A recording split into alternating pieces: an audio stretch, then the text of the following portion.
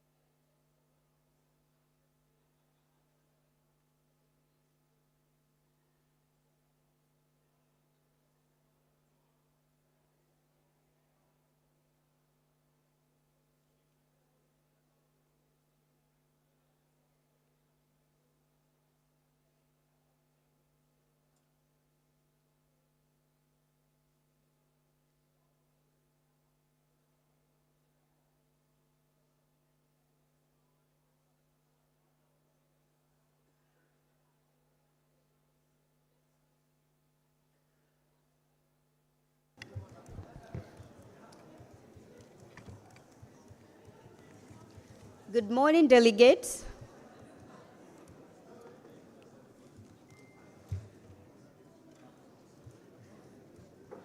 I hope you managed to get some rest after a busy day yesterday and had some good Thai food.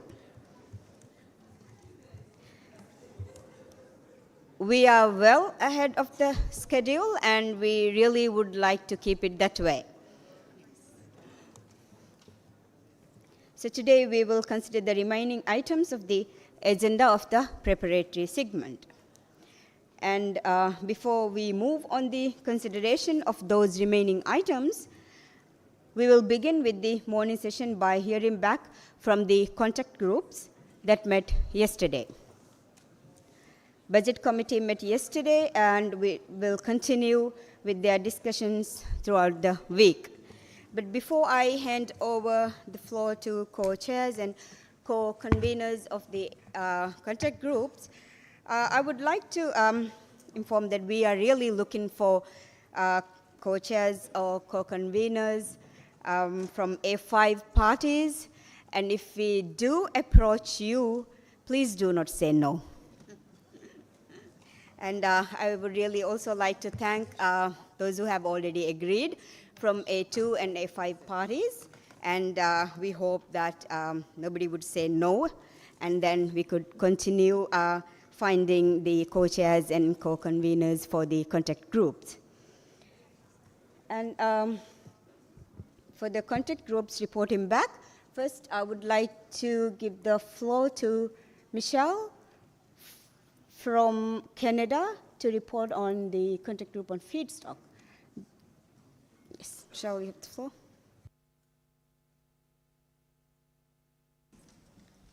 Thank you, Madam Co-Chair. I would like to report for the work of the contact group on feedstock that took place yesterday evening.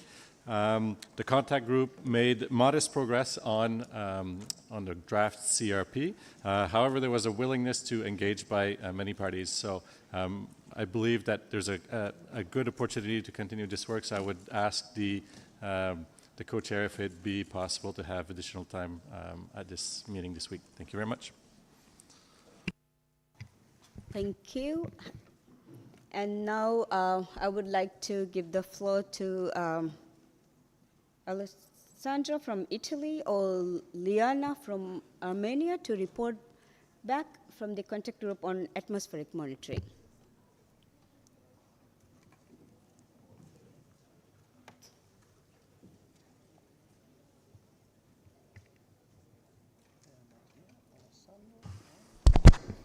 Yes. Alessandro? Good morning. Thank you, Madam Co-Chair. Good morning, colleagues. Yes, this morning we had our first contact group. We made some progress in relation to the initial review of the draft CRP. But of course, we haven't finalized our work and we need additional time and for conclude it. Thank you very much. Thank you. We will indicate the time for these two contact groups later on. And with that, now I would like to hand over to my co-chair.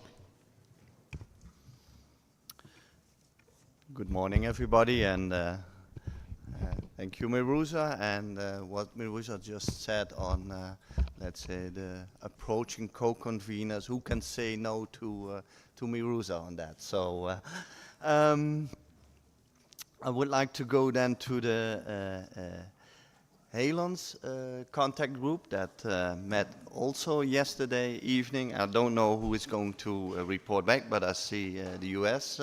So Andrew, please, you have the floor.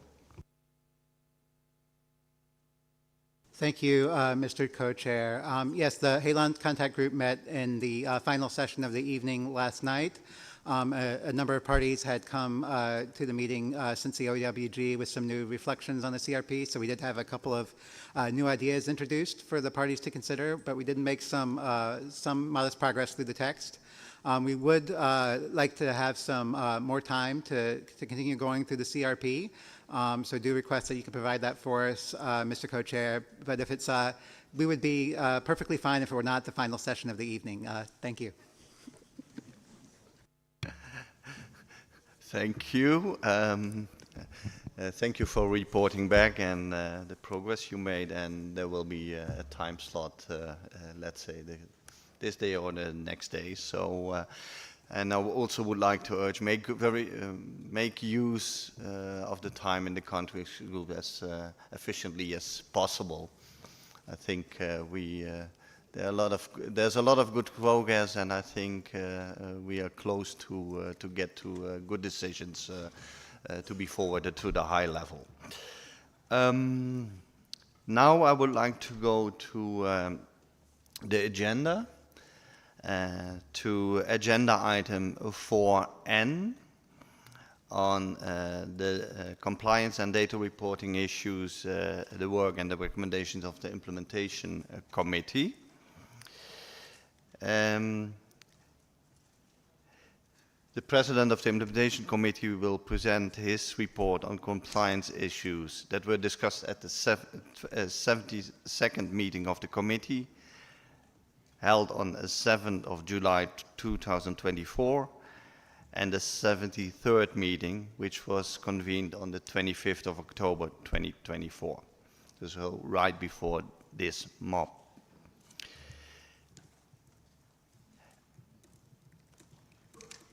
Any draft decisions arising from those meetings of the committee will be presented by the President for our consideration and for possible forwarding for adoption at the high-level segment. It's my pleasure to invite Mr. Osvaldo Alvarez Perez, President of the Implementation Committee, to take the floor for your report and presentation of the draft decisions. Please. Chile. Yeah. Gracias, señor copresidente. Mi presentación es un poco extensa y cuando ayer en la tarde hacía la traducción al castellano, incluso se volvió más extensa. Así que voy a tratar de acortar un poco esta presentación haciéndola en inglés y en español. Co-Chair, distinguished delegates, I am pleased to present a summary of the work of the Implementation Committee at its 72nd and 73rd meetings, which took place on 7th July 2024 in Montreal and 25th October 2024 in Bangkok. The report of the 72nd meeting is available on the Secretariat's meeting portal, while the one for the 73rd will be made available on the portal in due course. This year, the committee considered data reporting issues related to Articles 7 and 9 of the Montreal Protocol, including the reporting requirements for HFCs under the Kigali Amendment, cases of non-compliance, including adherence or non-adherence by individual parties to commitments in their plans of action to return to compliance, requests for changes to baseline data for HFCs, information on the establishment of licensing systems for HFCs, and the submission of provisional data in the context of Article 7 reporting. Similar to past years, the committee also heard reports from the Multilateral Fund Secretariat on relevant decisions of the Fund's Executive Committee and on activities carried out by the implementing agencies to facilitate parties' compliance at its 2 meetings. While reviewing the status of parties covered by last year's MOP decision on non-compliance with Article 7 data reporting obligations, the committee considered the status of compliance of 4 parties. And all 4 have reported the outstanding data as requested in the decision. The committee also considered the commitments contained in plans of actions to return to compliance with 3 parties. The Democratic People's Republic of Korea still has an issue with its 2021 data, and I will get back to this situation shortly. Kazakhstan and Libya continue to adhere to their commitments in decisions outlining their plans for returning to compliance. I want to draw the parties' attention to Conference Room Paper 1, available on the meeting portal in all UN languages under the In-Session Documents tab, through which the Implementation Committee is forwarding 4 draft decisions for the 36th meeting of the parties to consider. The first draft decision relates to data reporting under Article 7 of the Protocol. It notes with appreciation that as of today, 192 of the 198 parties to the Montreal Protocol have reported data for 2023, and that 163 of those parties have reported their data by 30th September 2024, as required under paragraph 3 of Article 7 of the Protocol. This draft decision further notes with appreciation that 80 of those parties reported their data for 2023 by 30th of June 2024, as encouraged in Decision 1515. Such reporting greatly facilitates the work of the Implementation Committee and the Executive Committee of the Multilateral Fund in assisting Article 5 parties in complying with the control measures. It is noted with concern that 6 parties, namely Azerbaijan, the Democratic People's Republic of Korea, Djibouti, Iceland, Mali, and San Marino, have not yet reported their 2023 data. This situation places them in non-compliance with their data reporting obligations under the Montreal Protocol until the Secretariat receives their outstanding data. In the same draft decision, it is also noted with concern that one Article 5 party, Djibouti, which has ratified the Kigali Amendment to the Montreal Protocol, should have submitted baseline data for HFCs for the years 2020 to 2024, 2022 rather, but has not done so.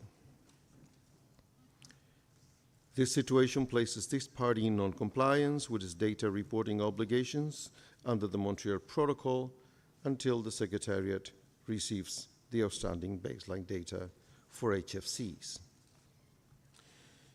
It is further noted with concern that two Article 5 parties, namely Côte d'Ivoire and Guinea, that have ratified the Kigali Amendment to the Montreal Protocol and should have submitted data for HFCs for the years 2023, submitted data for other controlled substances, but not for HFCs, which also places them in non-compliance with their data reporting obligations for HFCs under the Montreal Protocol until such time when the Secretariat receives their outstanding data. This draft decision also urges the parties mentioned to report their data as soon as possible and requests that the Implementation Committee review their situation at its 74th meeting.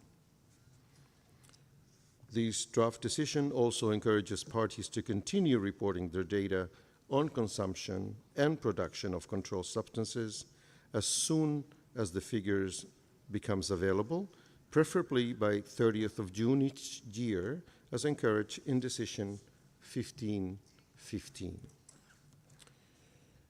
I wish to note that the data reporting status of the parties mentioned in the draft decision may change between now and the adoption of the decision on Friday, as the Secretariat may receive the outstanding data reports from the parties mentioned by then.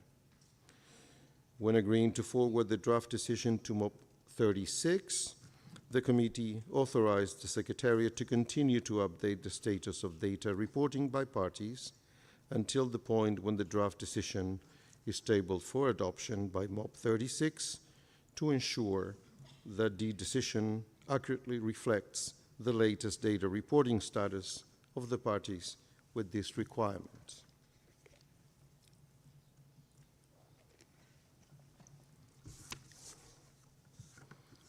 Distinguidos delegados, la segunda decisión preliminar se refiere al incumplimiento de la República Popular Democrática de Corea con su compromiso de producción y consumo de HCFC para el 2021.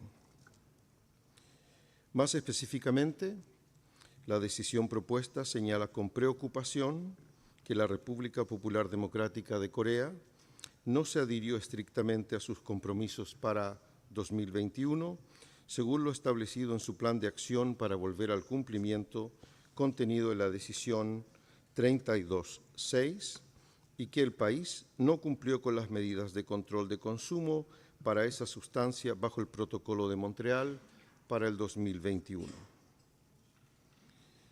La decisión preliminar expresa su seria preocupación por el hecho de que la República Popular Democrática de Corea aún no ha proporcionado una explicación para estas desviaciones ni un plan de acción revisado según corresponda, a pesar de varias solicitudes del Comité de Aplicación en sus reuniones 68, 69, 70, 71 y 72, y recordatorios repetidos por parte de la Secretaría.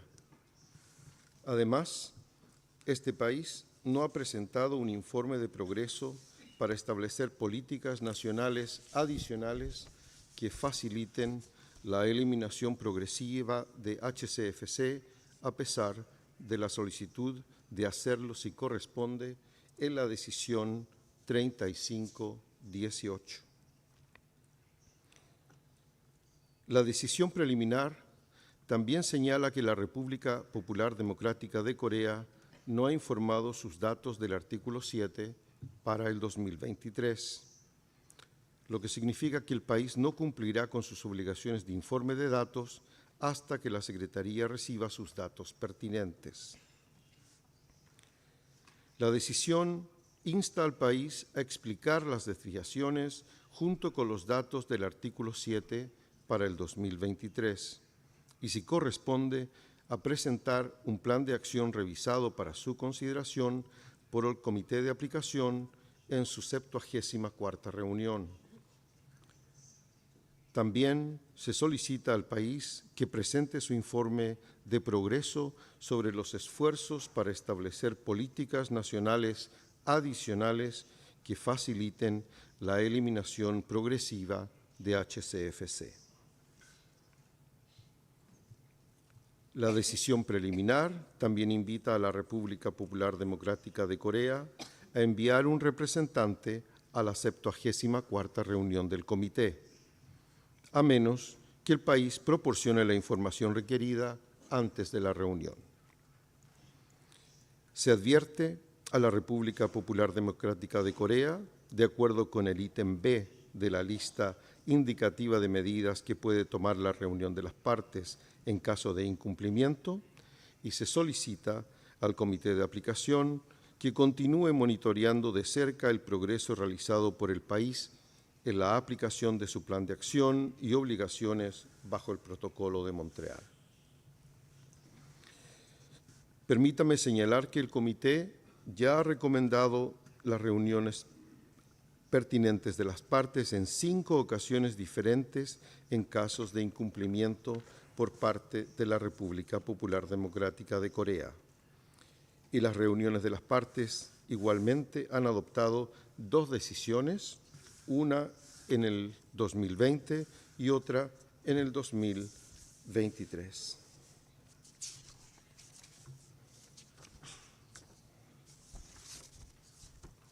Distinguished delegates, the third draft decision relates to establishing licensing systems for HFCs under Article 4B, paragraph 2 bis of the Montreal Protocol.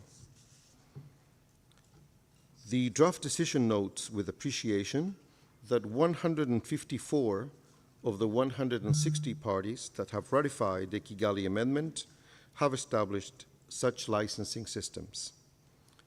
Moreover, 5 parties that have not yet ratified the Kigali Amendment have also reported establishing and implementing such licensing systems. The draft decision urges Angola, Kenya, and San Marino that have ratified the Kigali Amendment but have not reported on establishing their licensing system to the Secretariat to provide the information on the establishment and implementation of such a system for consideration by the Implementation Committee at its 74th meeting.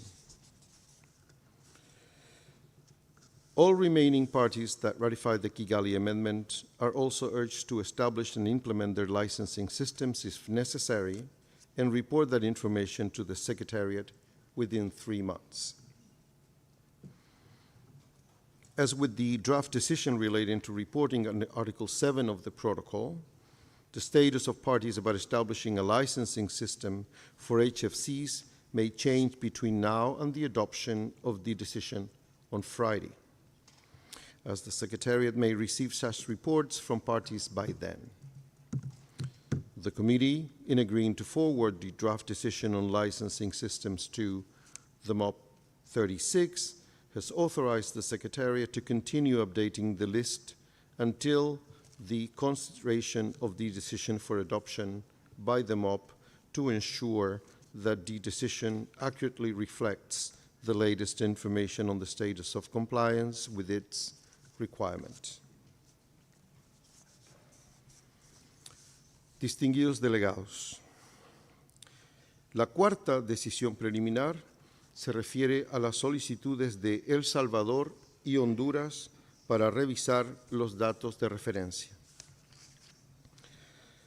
La decisión preliminar señala que la decisión 1315 aconsejó a las partes que soliciten cambios en los datos de referencia informado para los años base presentar sus solicitudes ante el Comité de Aplicación. También señala que la decisión 1519 describe la metodología para presentar dichas solicitudes. La decisión preliminar confirma que El Salvador y Honduras han presentado información suficiente de acuerdo con la decisión 1519 para justificar sus solicitudes de revisión de sus datos de consumo de HFC para todos o algunos años 2020, 2021 y 2022, que son los años base de HFC. Por lo tanto, la decisión preliminar aprueba las solicitudes de las partes para revisar sus datos de consumo de HFC para los años base solicitados. Invito a las partes a consultar el CRP-1, que contiene el texto completo de las 4 decisiones preliminares para su consideración. El comité, después de una revisión exhaustiva, también consideró las solicitudes de cambios de datos de referencia de otras 10 partes: Armenia, Islas Cook, Kiribati, Liberia, Islas Marshall, Nauru, Nigeria, Niue, Tuvalu y Vanuatu. Concluyó que la información presentada era insuficiente para permitirle aprobar los cambios solicitados por las partes. En consecuencia, el comité pidió a las partes que presentaran a la Secretaría la información pendiente necesaria para cumplir con los requisitos de la decisión 1519 en apoyo de su solicitud de revisión de sus datos de referencia para una consideración futura por el comité de aplicación.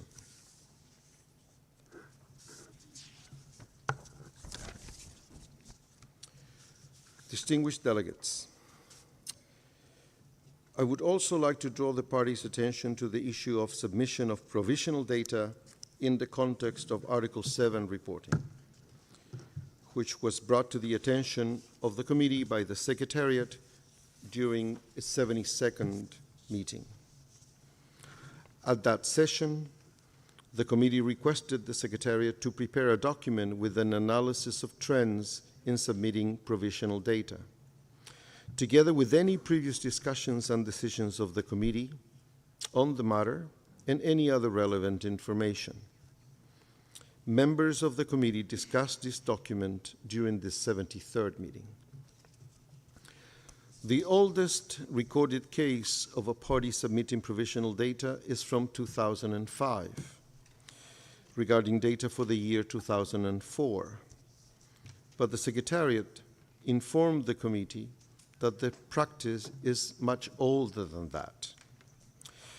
Since 2019, when the new online reporting system launched, 67 cases of data reported as provisional has been identified from 38 parties, almost 1/5 of parties. 40 of those 67 cases pertain to baseline years. Parties have indicated their data was provisional in emails or through a checkbox in the outline reporting system since 2019. Let me point out that this practice has increased during the last few years, and some parties have subsequently informed the Secretariat that the data previously submitted should be considered provisional.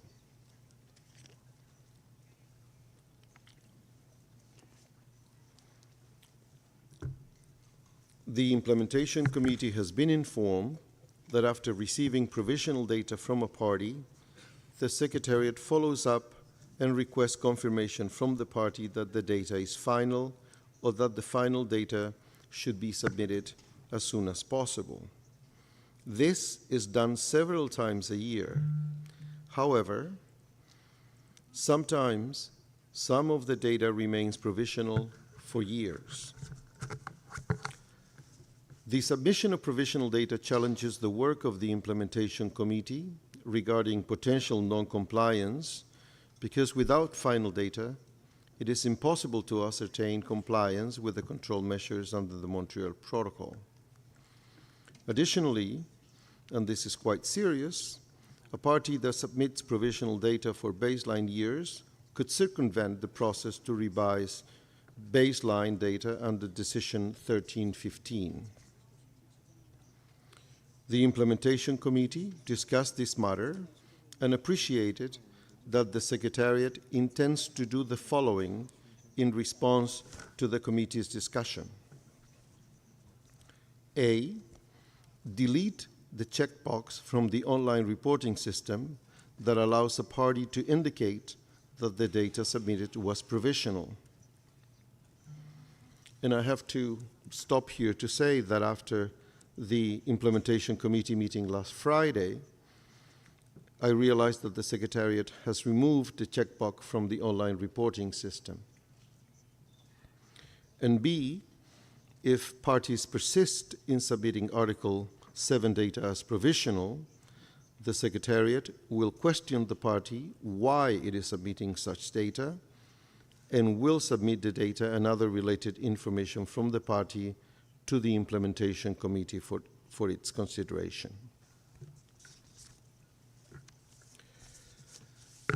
Estimados delegados, quiero aprovechar esta oportunidad para agradecer a mi colega de los Países Bajos, quien actuó como vicepresidente durante las sesiones 72 y 73. Debo decir en esta oportunidad que estimo que fue una buena combinación de conocimientos técnicos y jurídicos, ya que provenimos de diferentes agencias estatales en nuestros respectivos países.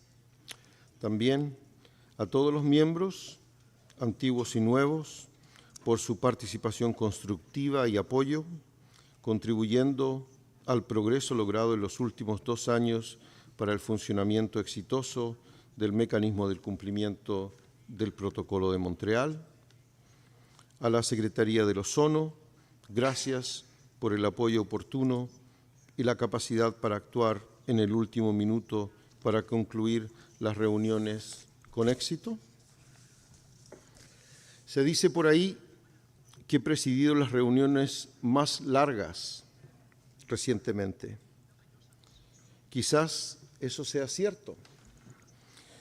Sin embargo, ese hecho de la longitud de las últimas 2 sesiones solo destaca cuánto se ha ampliado el programa con temas generales de cumplimiento, haciendo que el trabajo de este comité sea aún más relevante y, por qué no decirlo, más emocionante.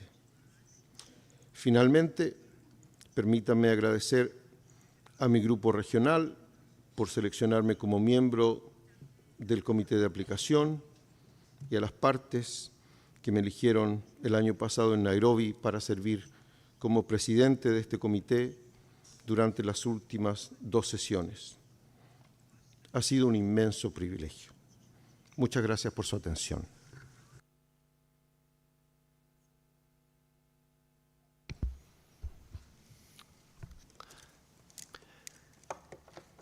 Thank you, Osvaldo, for your comprehensive presentation. And also, on behalf of the parties, I would like to extend sincere gratitude to you and the members of the MCOM for all the excellent work and dedication. And indeed, it has been more work than normally in the last year. So, thank you. I now would like to open the floor for interventions. And I look at the list. It's empty yet. Grenada, first one. And please indicate if you would like to speak, because that makes my life easier. Thank you.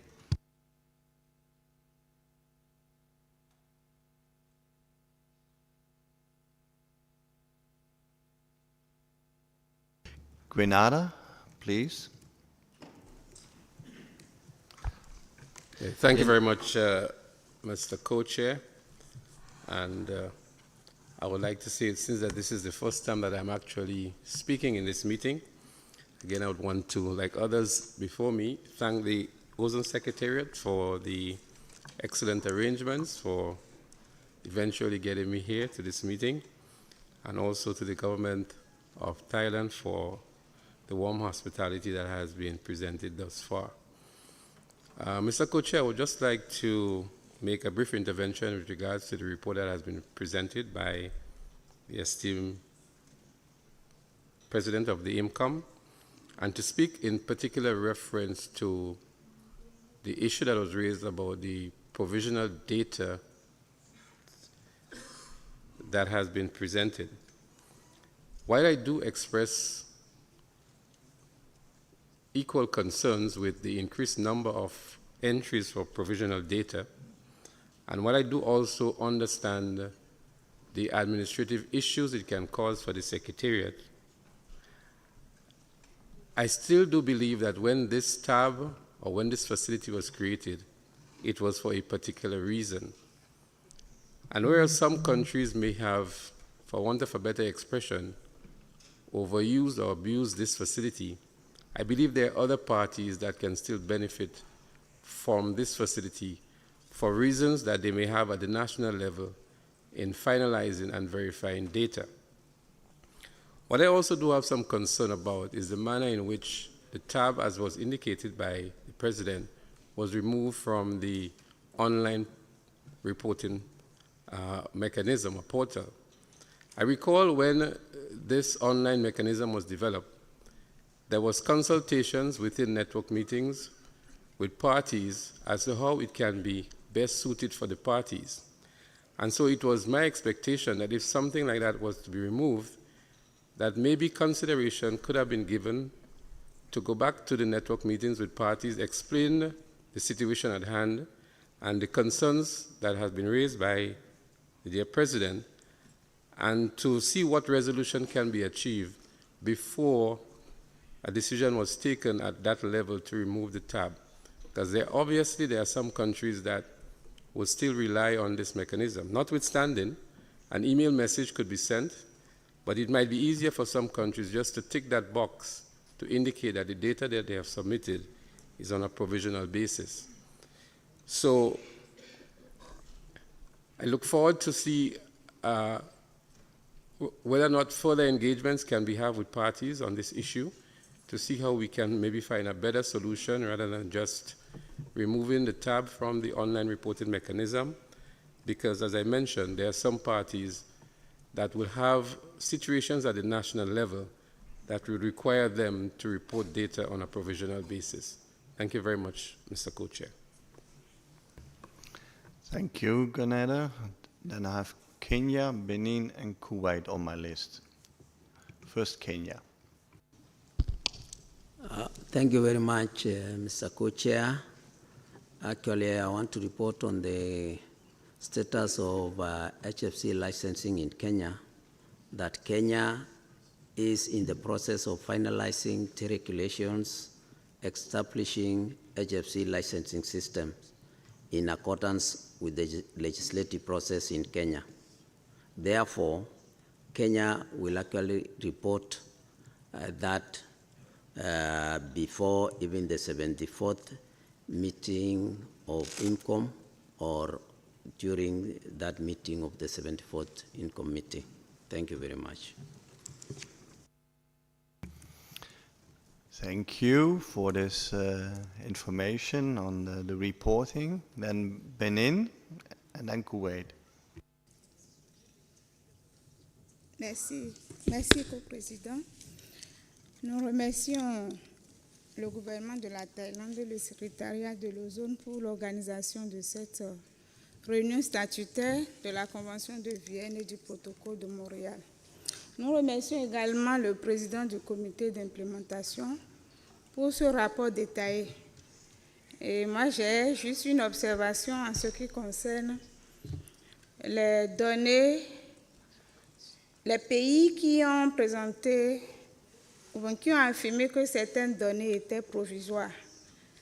Le document 13.2, tableau 3, montre que le Bénin a déclaré que ces données étaient provisoires pour l'année 2019. Mais me référant au mail envoyé au secrétariat du Fonds multilatéral du 31 juillet 2024, il s'agit plutôt des données des années 2020, 2021, 2022, 2023 et non les données de 2019. Donc nous prions de faire cette petite correction qui peut peut-être nous porter préjudice après. Merci.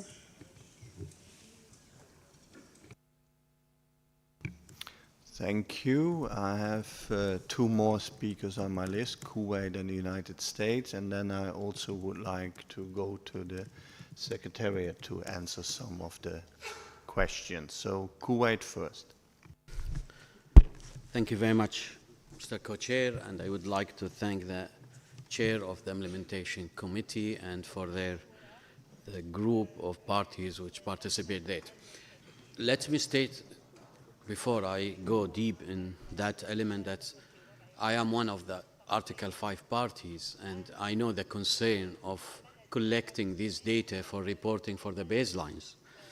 But actually, I'm totally surprised that I listened to things that I didn't engage previously with, but I want to understand that a specific wording happening today that without any extension or a legal binding for that one, that the reporting have to be finalized as soon as possible.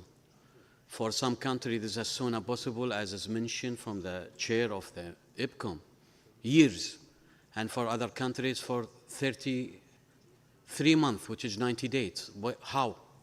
How this leverage giving for some countries and not given for other countries? We want to understand from the Secretariat on which basis this country was allowed and not being reported that their baseline or revision or provision data still not being finalized. Because this is the first time for me to hear that one, that extent of issues. And now, again, I don't understand the legal barrier for that one, that the chair of implementation committee says that the checkbox was being removed. On which basis? It was put and it removed. Decision from whom? Who have the leverage to do that? And why it's been done? Second thing, I don't have any answer about people submitted it and they have the leverage, but now from today, nobody can have that leverage. How? And how you will deal with the remaining people that after the check, it will be canceled and their data will be finalized, not provisional or not to be reviewed again. But there is a lot of issues. It's not understandable from my point of view. But let's also highlight there is a lot of countries who have this problem, but they report. And they stick with their reporting. But within this frame, countries can have the leverage to put a data, and I can put 1111, and I say this is my consumption and this is a revision, my baseline data, and then I will come back after 10 years and say I want to change my baselines. I don't think this is the way that Montreal Protocol works, and I don't think that that can be justified for us until we understand what is the real issue and how this being magnified, as the implementation committee chair says, that it's been magnified now. And if it's been allowed for similar countries, it should be allowed for everyone.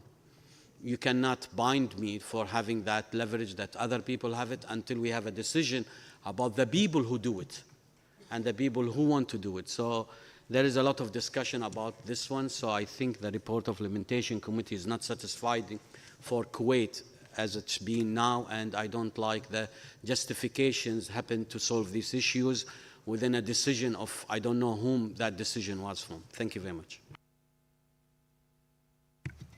Thank you, Kuwait. And then I have the United States on my list, and please, if other parties would like to speak, please indicate. But after the United States, I first go to the Secretariat, because there were put some questions to the Secretariat. So United States, please, you have the floor. Thank you very much, Mr. Co-Chair. Good morning, colleagues, and also to express our sincere thanks to the President of the IMCOM for a very comprehensive and informative report. I did want to speak to the issue of certain parties reporting data as being provisional in nature because that is a concern to this delegation. And the reason it's a concern is because this practice is not contemplated by the protocol itself or the decisions taken by the parties. And I think with respect to a couple of the points that were just raised by Kuwait, this is sort of the rationale or the underlying reason as to why there's an issue here. We think it's helpful that the Secretariat has removed the checkbox because it's inconsistent with the data forms adopted by decision by the parties. So we have data forms. Those were adopted, to be clear, by the meeting of the parties.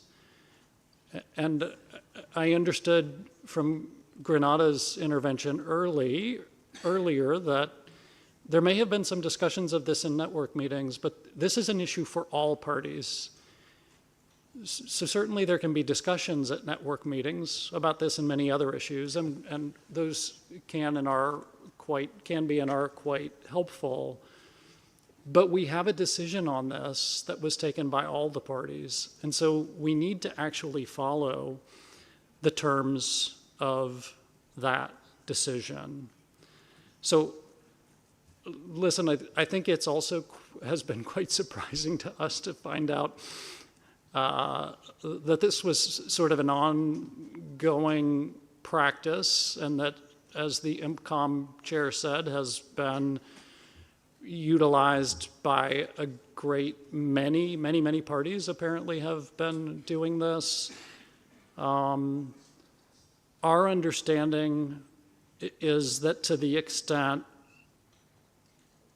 as the IMCOM president said, the extent that certain parties continue to persist in reporting data as provisional, the Secretariat will then refer those instances to the IMCOM, and that sounds right to us. But I think the bottom line for us is the parties adopted forms. We adopted a process. We didn't adopt a provisional data process. The forms we adopted did not include a checkbox for provisional adoption. And so what the online portal needs to reflect is the actual content of what was previously agreed and adopted by decision of the parties. And so I think it's actually quite helpful what the IMCOM chair has reported to us to make us aware of the issue. And also, listen, I think all we're actually doing, as we understood it, is returning to the agreed practice. The provisional data submission checkbox was not an agreed practice. So I think the answer to us is we're simply going back to implement what we, as the parties together, agreed was the form and the practice that we were going to use moving forward. Thank you very much. Thank you. Now I would like to ask the Ozone Secretariat to respond to several questions put forward. Pablo, please. Co-chair, distinguished delegates, the checkbox for provisional data in the online reporting system was removed based on the discussion during the last meeting of the implementation committee, when several parties expressed their concern that provisional data is not contemplated in the Montreal Protocol or on decisions by the parties.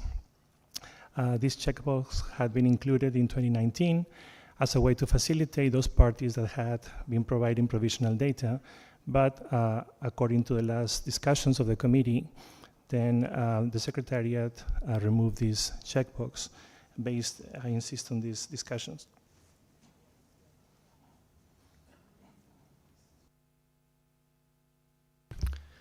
Thank you. I now would like to give the floor to Armenia.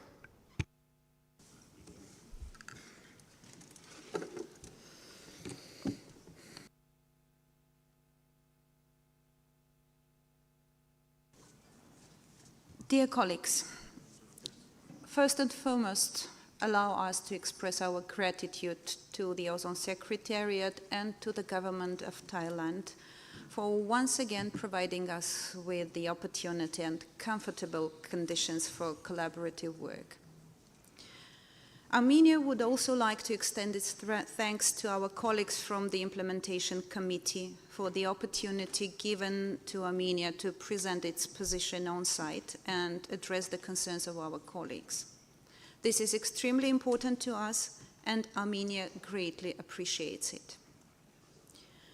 We aim to provide clarity to help the delegates understand Armenia's stance and support balanced decision-making regarding our country.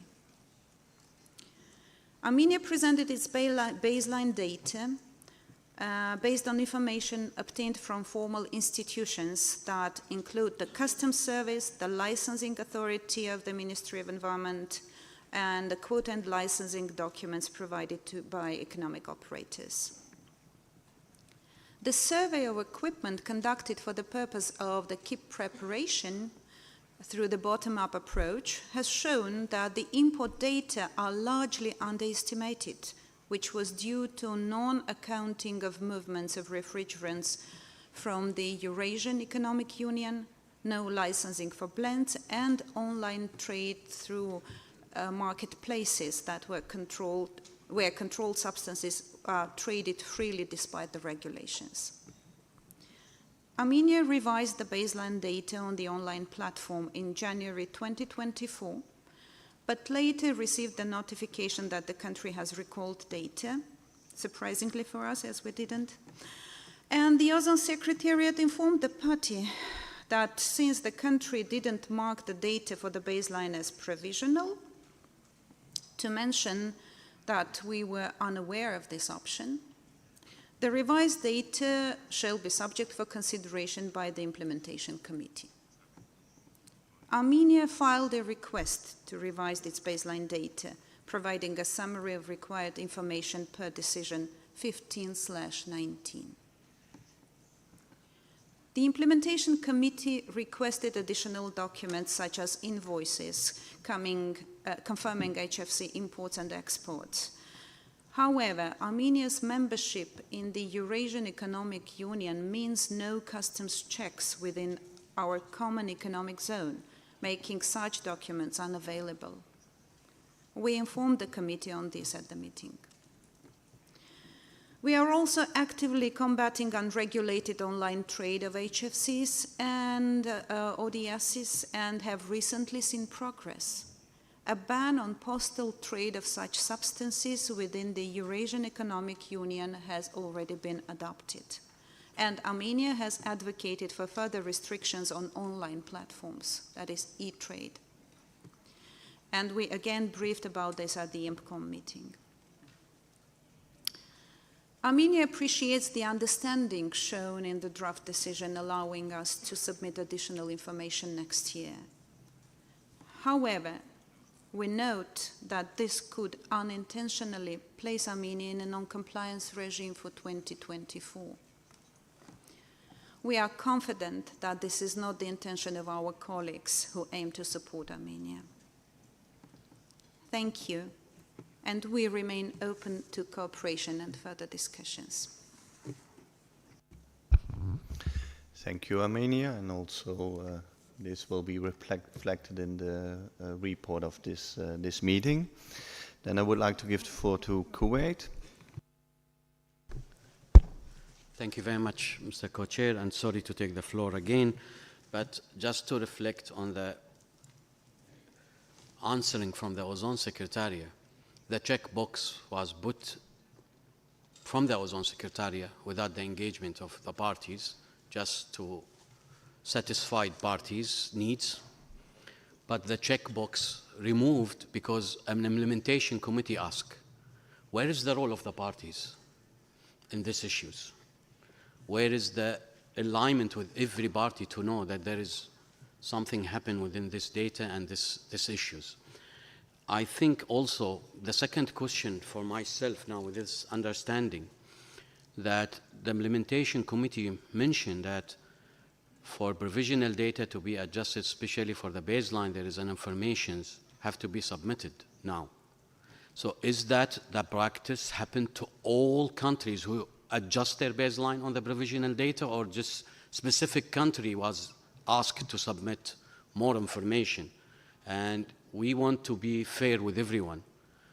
And that saying that I nominate, and I suggest, sorry, that we have to have sort of contact group, informal contact group, I don't know, just to look to the implication of what's happening about this provisional data and that how this implication will affect our procedures and role and data, and to make sure such kind of action cannot be happening in the future without the knowledge of the parties and understanding the aim of any change in the format or any change of action within the data, because this data is affecting a lot of issues within the fund, within the project implementation. I don't know, in my mind there is a lot of things. If somebody have submit a request to the MLF to have a project and then he changed the baseline to lower than the fund he retained, I think there is a lot of implication happening to that one, and we want to know what will happen for the countries who still have a provisional data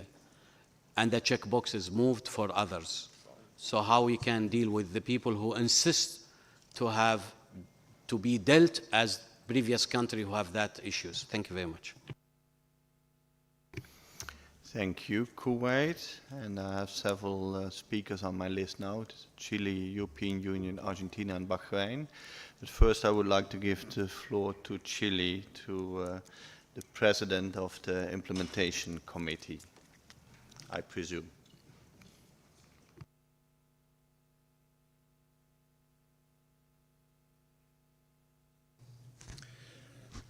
Thank you, Co-Chair. Just to clarify, so the issue of the checkbox, as I said when I read my report, the checkbox was not removed because the IMCOM requested the Secretariat to do exactly that. I think when I read my report, I said, I realized, and I'm reading verbatim what I said, I realized that the Secretariat had removed the checkbox from the online reporting system. So we never requested the Secretariat to do such a thing. To go deeper into our discussion during the last meeting on this particular item on provisional data, what I can say is that members pointed out to the committee that there was a discrepancy in the online reporting tool and the hard copy reporting format. The online reporting format had the checkbox, the other didn't. So I presume that the removal had to do with to make those two report formats consistent. But it wasn't, in any case, by command of the IMCOM or request, at the request of the IMCOM. With regards to the request for the changes in baselines, the only thing I have to repeat here is we just applied decision 1519. All the members, when taking the floor, were referring to the decision 1519 and what it's in that decision in order to take a sound outcome on these particular cases. Just wanted to clarify that. we are not moving further apart from any procedure, but it has always been my aim to adhere strictly to the technical and legal matters. Thank you. Thank you for this explanation. Then I give the floor to the European Union. Thank you, Mr. Co-Chair. We thought the reporting by the Chair of the Implementation Committee in a way concerning, because it seems that by the fact that one could indicate that it deems its data as provisional, that there is unclarity at what point in time the Implementation Committee can review the data. That is, I think, problematic, and I think providing clarity when, you know, what the next step is in the procedure is important. We note that if one would not be able to indicate data as provisional, we wouldn't have this problem. So in that way, I would concur with the intervention of the US delegate that this clarifies what we had agreed as parties. We also note that if data would be not correct or needs updating, there are procedures for correcting data. So just to say there are other ways to facilitate certain concerns for parties. But that doesn't stand in the way that we are, of course, willing to discuss how, let's say, this issue can be resolved in a way that it helps all parties to find good manners to report their data. But we would agree that having clarity on this is really important. Thank you very much. Thank you. I have Argentina and Bahrain on my list, and then I would like to give the floor to the Secretariat. Argentina. Gracias, señor copresidente. Nos gustaría apoyar la moción hecha por el distinguido delegado de Kuwait de tener un contact group para abordar este tema. Vemos con mucha preocupación, como ya lo observaron la delegación de Estados Unidos, en relación a que haya datos tratados de esta manera, pero también vemos con mayor preocupación la seguridad jurídica respecto del tratamiento de decisiones como eliminar o no eliminar una casilla dentro de un formulario, o peor, que haya diferente tratamiento a los datos cuando se presentan de manera online o de manera en papel. En ese sentido, recordamos que cualquier decisión, o sea, primero nos gustaría aclarar también si efectivamente lo que dijo el asesor legal de la Secretaría en este sentido efectivamente es así, o es como lo comentó recién el distinguido presidente del Comité de Implementación, cosa que nos gustaría abordar en este grupo de contacto, pero sobre todo entendemos que cualquier procedimiento, sea a propuesta de la Secretaría, sea a propuesta del Comité, efectivamente debería haber sido tratado en una reunión de las partes para efectivamente tomar la decisión, cosa que entendemos que no fue así, y por lo tanto recalcamos y pedimos por favor se respeten este tipo de procedimientos a la hora de tomar una decisión. Y finalmente nos gustaría recalcar que a la hora de revisar todas estas cuestiones no hay que dejar de tener en cuenta que estamos hablando de la capacidad de los países para mantener su cumplimiento y obviamente también la relación que eso guarda con el financiamiento en el marco del Comité Ejecutivo del Fondo Multilateral, cosa que no queremos que se vea afectada por cuestiones que no han sido tratadas como corresponde en este foro, entendiendo también que, tal como lo establece el protocolo, la intención del Comité de Implementación siempre es llegar a una solución amigable en aquellos casos donde haya países que se ven en esta situación. Así que nos gustaría reforzar esta idea de tener un grupo de contacto para poder llegar a una solución al tema y dilucidar cómo se dieron los hechos en concreto. Gracias.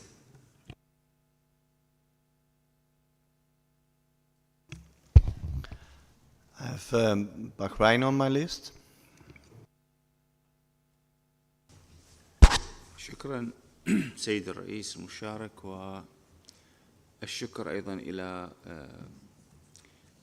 لجنة التنفيذ على التقرير الشامل الذي تم تقديمه هذا اليوم.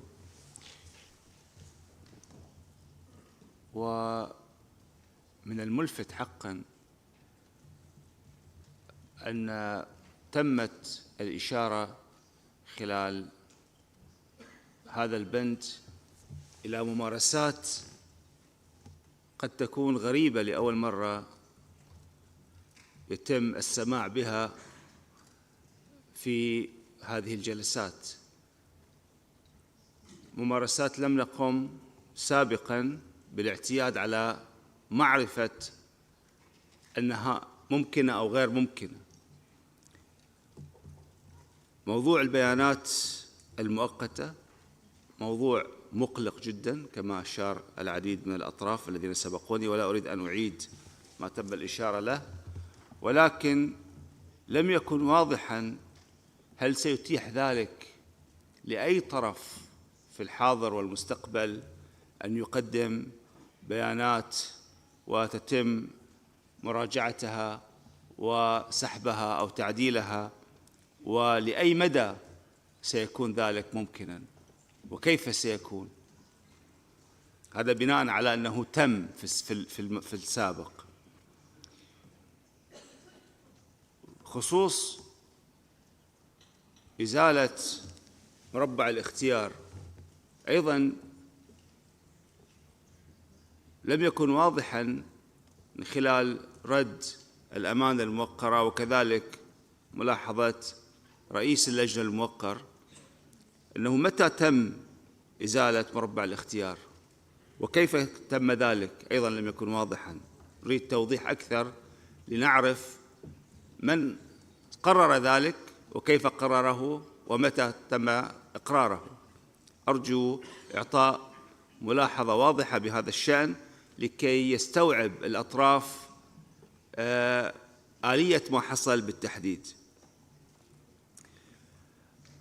أتفهم جدا القلق الذي يساور بعض الأطراف التي لديها مشكلة الآن بموضوع خط الأساس والمشكلة التي قد تواجهها في المستقبل بخصوص عدم الامتثال، ولكن أنا أتفق أنه لا بد من الوقوف ومناقشة هذه الأمور بشكل واضح وصريح وشامل، وأدعم ما تفضل به ممثل دولة الكويت وأيدته الأرجنتين لفتح مجموعة اتصال بشكل معين رسمية أو غير رسمية لمناقشة هذا الأمر.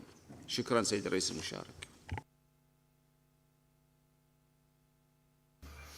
Thank you. I first would like to give the floor to the Ozone Secretariat to respond.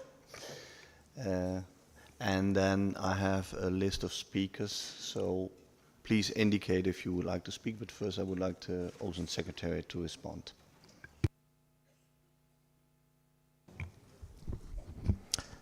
Good morning. We will try our best to address all the questions, and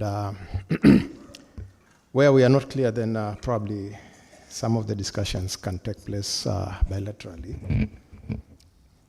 The main thing we would like to say is that when we included the checkbox in the data reporting forms, it was just based on an existing practice where parties, in submitting the information, would sometimes indicate that the data was provisional.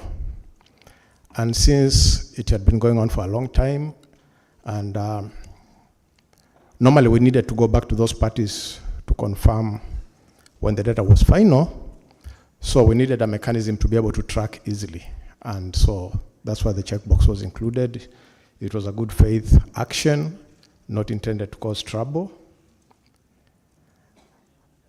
But now, on the basis of discussions at the IMCOM, and we point out that the IMCOM is a subsidiary body of the meeting of the parties, or at least it's established by the protocol. As a secretariat, we listen to what you say. And once we found that in so doing, in so adding a checkbox, we might have encouraged too much usage of that provision, and based on concerns expressed by the parties, and as mentioned by several parties, it's not even in the approved data forms by the parties. That's why after the IMCOM meeting and after hearing all the concerns, we removed the provisional checkbox from the online reporting system so that we wait until we have a clearer understanding of the situation. And so, even as the discussions are going on here, as a secretariat, we are listening. I think with that statement, probably I've answered the question of when it was removed. It was after the IMCOM meeting. Why it was removed? Because of the concerns expressed. There was a question of what will happen to those parties that have submitted provisional data. And I mean, data that's already submitted as provisional. Basically, the Secretariat will present that information to the committee at the next meeting, and we will hopefully get appropriate guidance. So I think those are the questions I can think of, so unless I've left out something. Thank you very much. Thank you for these clarifications. I have several speakers on my list. Tanzania, US, Canada, Armenia, Russian Federation, and Saudi Arabia. Please indicate if you would like to speak. And first, Tanzania.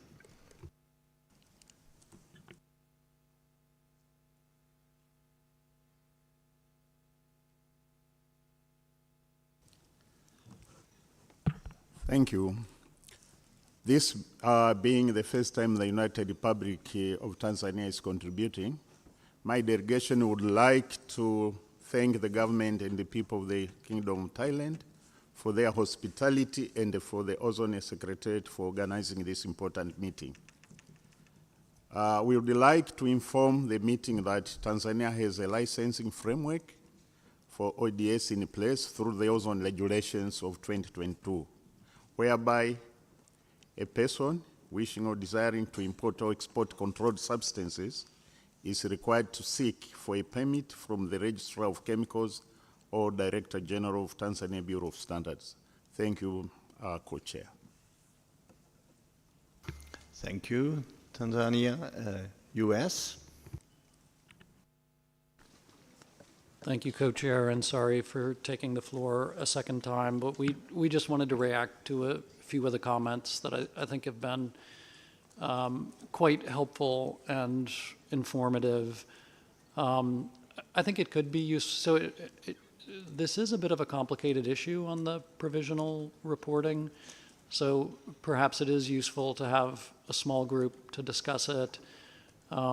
Just picking up on the point I think Bahrain made at the end, perhaps an informal group is what would be most appropriate. We don't have a CRP that we're taking up and working on. I think it's more of a discussion that is needed in the first place. So that would be perhaps our suggestion, because I do think the first thing we need is an exchange, and I think that can probably better happen in a smaller group.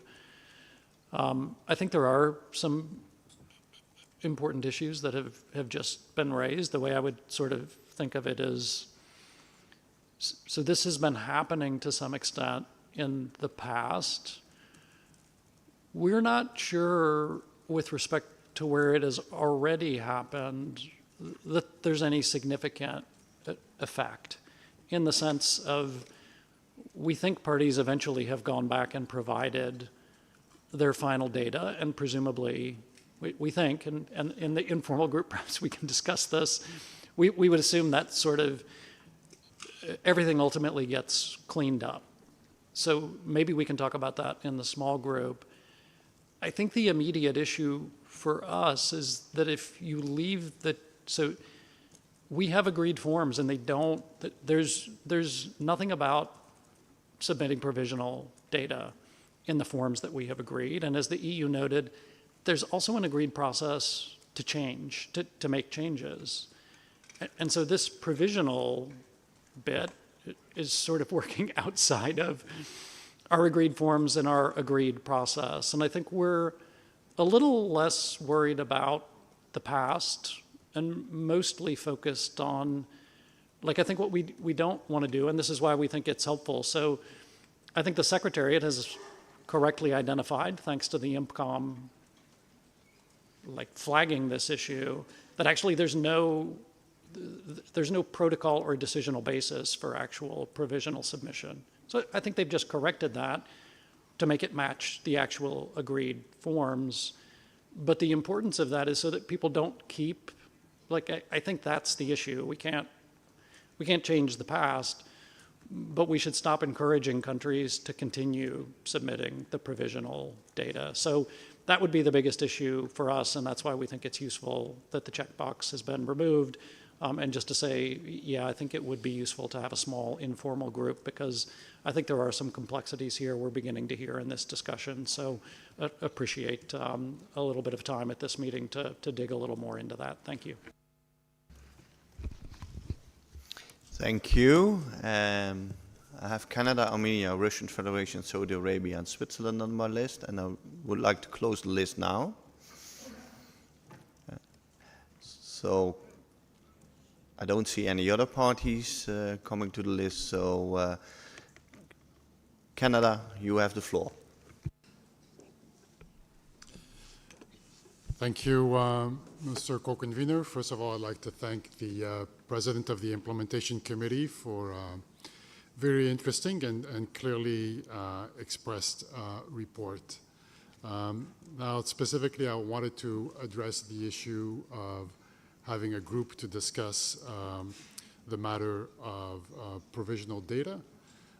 But having heard the intervention from the United States, I have to say we're very much on the same mind of this. We had seen two options. One was that we understand the Implementation Committee will have to continue to consider this issue, and perhaps we could have just entrusted them to continue to consider the matter, including the questions that were raised during this meeting. And then, you know, at a future meeting, we may have more information on the scope of this issue, whether it will indeed lead to some kind of issues or problems. We don't know that yet.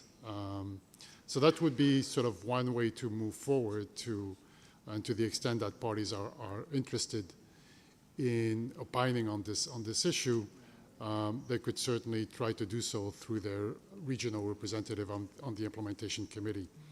Having said this, we also don't oppose to have an informal group discussion on this meeting, but I would emphasize with respect to the issues, the way they have been framed, I think, by the delegates from Kuwait and the United States. So, you know, it's not a discussion on whether, you know, we should reinsert a checkbox to allow countries to submit provisional data. We think the US was very clear about that, you know, the protocol text or the decision of the Montreal Protocol just don't allow the submission of provisional data. So unfortunate that had been done for a temporary basis, but, you know, that doesn't mean we want to perpetuate the situation. However, we heard Kuwait says, you know, raise issues about how to deal with the fact that a number of parties have already checked this provisional checkbox, provisional data checkbox, and that other parties won't have that opportunities. There's issues of potential fairness there. I'm not sure what we can do about it, but, you know, open to discuss. Also, what happens if the countries that submitted did check the provisional data checkbox, what happens with them? Should they submit at some point other data? And how to ensure that this practice or this kind of thing doesn't happen again.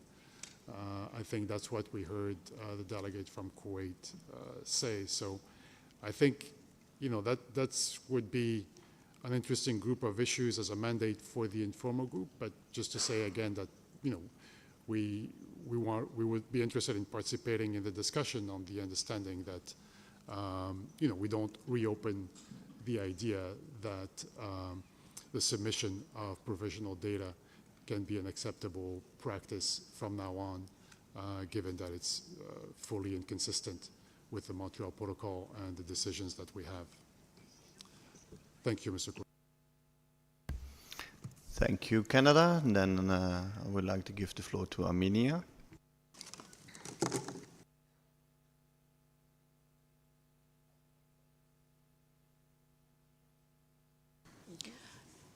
Well, having heard the explanations provided by the Ozone Secretariat about their intentions of providing this opportunity and inserting this tick box for provisional data on the online platform, I would like to bring to the attention of all the parties that not all the parties were aware of this opportunity. And this has been kind of discriminatory because those parties that were aware of this opportunity ticked the box, and I am aware of a party which managed to change due to this its baseline data in June 2024 without having to go to the implementation committee and submitting all the justification documents. Whereas Armenia, which has been placed in a non-advantageous position as compared to that, and had to go through this process. We changed the data in January 2024, but then we were informed by the Secretariat that we have to go through the implementation committee. So Armenia is also very much interested in participating in the contact group, whether it will be informal or formal, although I believe that there are some basis for having a formal group because we do have the CRP of the draft decisions forwarded by the implementation committee. But I leave this to the parties to decide. Thank you. Thank you, Armenia. Then the Russian Federation. Спасибо, господин сопредседатель. Мы очень внимательно слушали дискуссию, и для нас очевидно, что есть стороны, для которых фактически использование предварительных данных является фактически единственной опцией. О чем это говорит? Наверное, о том, что у этой стороны есть проблемы определенные с данными для отчетности. Известно, что данные, как правило, берутся в таможенной службе. Это занимает достаточно много времени, если большие объемы, если страна, например, большая. И таможенная служба дает не все разом данные, а может давать их этапами. То есть сначала выдали что-то, затем еще дослали. Совершенно очевидно, что инструмент, онлайн-инструмент, это очень удобный, и мы благодарны секретариату за то, что он был разработан и используется достаточно легко и эффективно. Вместе с тем, конечно же, очевидно и то, что стороны договорились о том, что данные могут быть либо представлены, либо не представлены.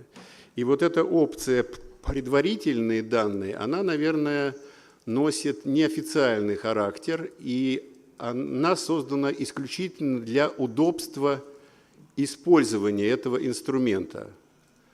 На наш взгляд, из этого можно даже извлечь выгоду, поскольку это может быть информативно для Implementation Committee. Если сторона не смогла представить окончательные данные, и ее данные остались с пометкой как предварительные, это говорит о том, что в этой стране есть проблемы с отчетностью. Это уже на решение сторон нужно будет отдать каким образом это будет учитываться или не будет учитываться. Мы можем решить о том, что если данные остались в статусе предварительные, то их просто не рассматривать. Это как если вы в этом инструменте не нажали на кнопку «Submitted», хотя все заполнили, то ваши данные не представлены официально. Точно так же можно рассматривать как предварительные данные. То есть ясно, что данные какие-то есть, и если они не превратились в окончательные данные, значит, есть проблемы. Мы, наверное, все-таки должны принимать решения, исходя из намерений оказывать содействие сторонам. И если у стороны есть проблемы, то нужно помогать. И этот инструмент, эта опция будет говорить о том, что вот данной конкретной стране нужно оказать помощь в представлении данных. На наш взгляд, это весьма информативно, и не стоит так легко отказываться только на том основании, что у нас официально не существует вроде бы эта опция, и нужно ее исключить. На наш взгляд, не нужно ее исключать, ее лучше оставить, но работать с этими данными по-другому. Спасибо.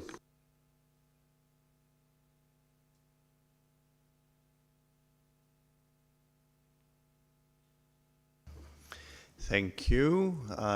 Then I go to Saudi Arabia, and the last speaker on my list is Switzerland, and then we will come up with a way forward. Saudi Arabia. Thank you, Mr. Co-Chair. I would like to thank the Implementation Committee for the report presented.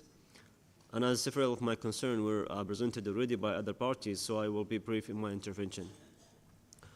We do support the establishment of discussion to further examine this situation, allowing us to deep in our understanding and discuss ways to support parties facing several challenges. And I think this will help us to address specific difficulties and explore solutions and options to ensure all parties in compliance. Thank you, Mr. Co-Chair. Thank you. Switzerland. Thank you very much, Mr. Co-Chair. We would like first to thank the President of the Implementation Committee for this very informative report that was very helpful for us to grasp the discussion that happened. Regarding provisional data, we would like to echo some of the concern expressed by our colleagues.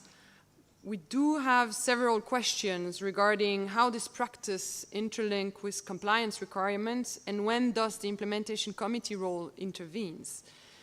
We do appreciate the suggestion that has been made by several colleagues to look toward the future and how to deal with this issue from now on in order to be consistent with the Montreal Protocol. And in this sense, we would be very interested in a space for preliminary exchanges, and we believe an informal setting might be the right setting for starting such a discussion. Thank you very much. Thank you. And now I need a minute to have a short discussion here.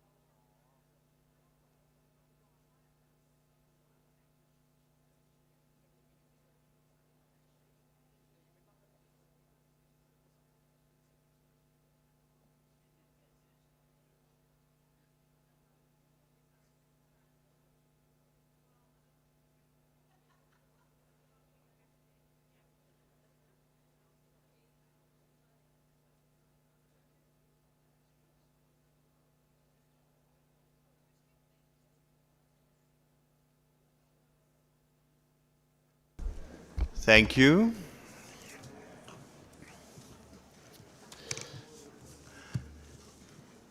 First of all, I would like to say that CRP1, the proposal is to put that forward to the high level segment.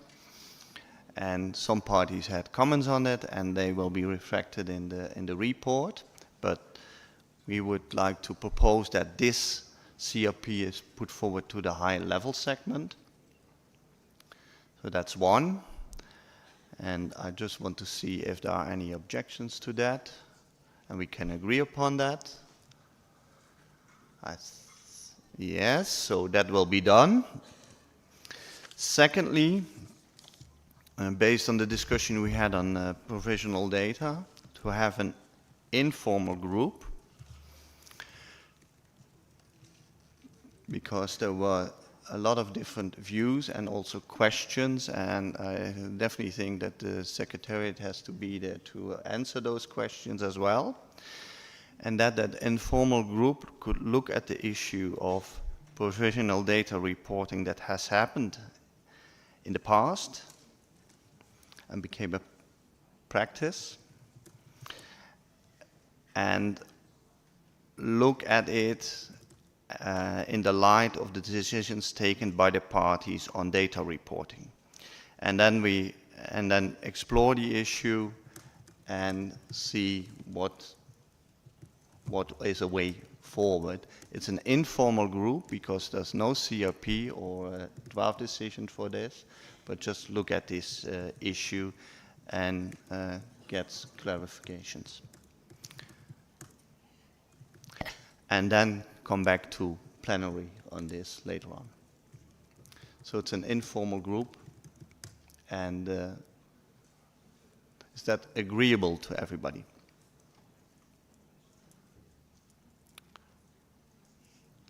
I think so, so I don't see any requests for the floor. So that informal group can start, and we will look for a venue and a time where the group can meet. Thank you. Then I would like to go to the next agenda item. Miruza.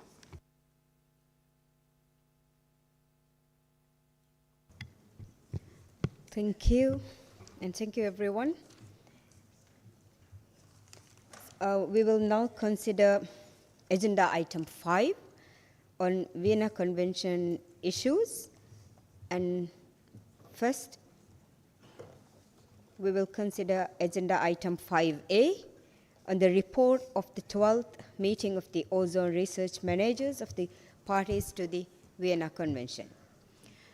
Delegates will recall that in accordance with decisions of the Conference of the Parties to the Vienna Convention, the ozone research managers meet once every 3 years, about 6 months before the meeting of the COP, to discuss issues related to ozone research and systematic observations and make recommendations to the COP. The recommendations of the 12th meeting of the ORM, held this year in April in Geneva, are included in the ORM 12 report and are reproduced in document 13.6. Both documents are available on the meeting portal. I'm pleased to note that Ms. Maria Cazola from Ecuador and Mr. Wolfgang Steinbrecht from Germany, co-chairs of ORM, are with us to present the outcomes of ORM 12. Co-chairs, if you're ready, you have the floor, and we would appreciate if you could keep the presentation to 15 minutes.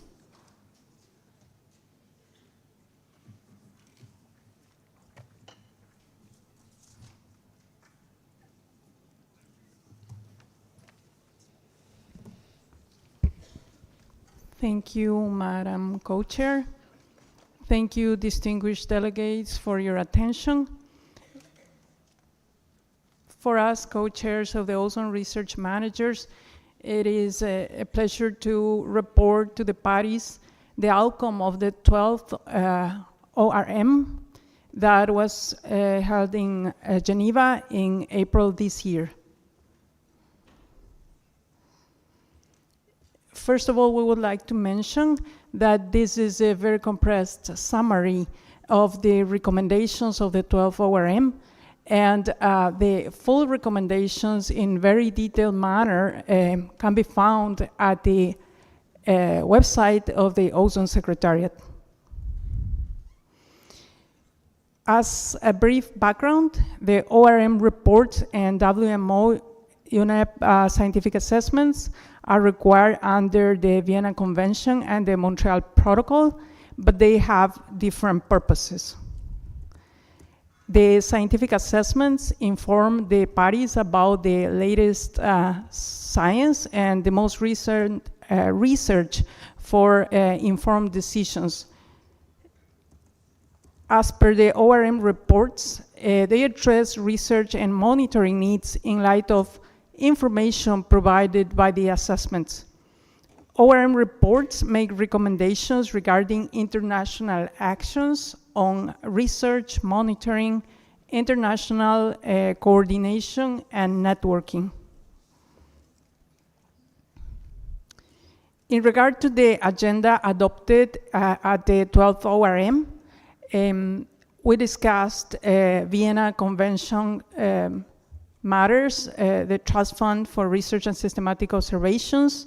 The SAP reported on the state of the ozone layer and expected recovery, as well as ozone layer climate change emerging issues, for example, climate intervention.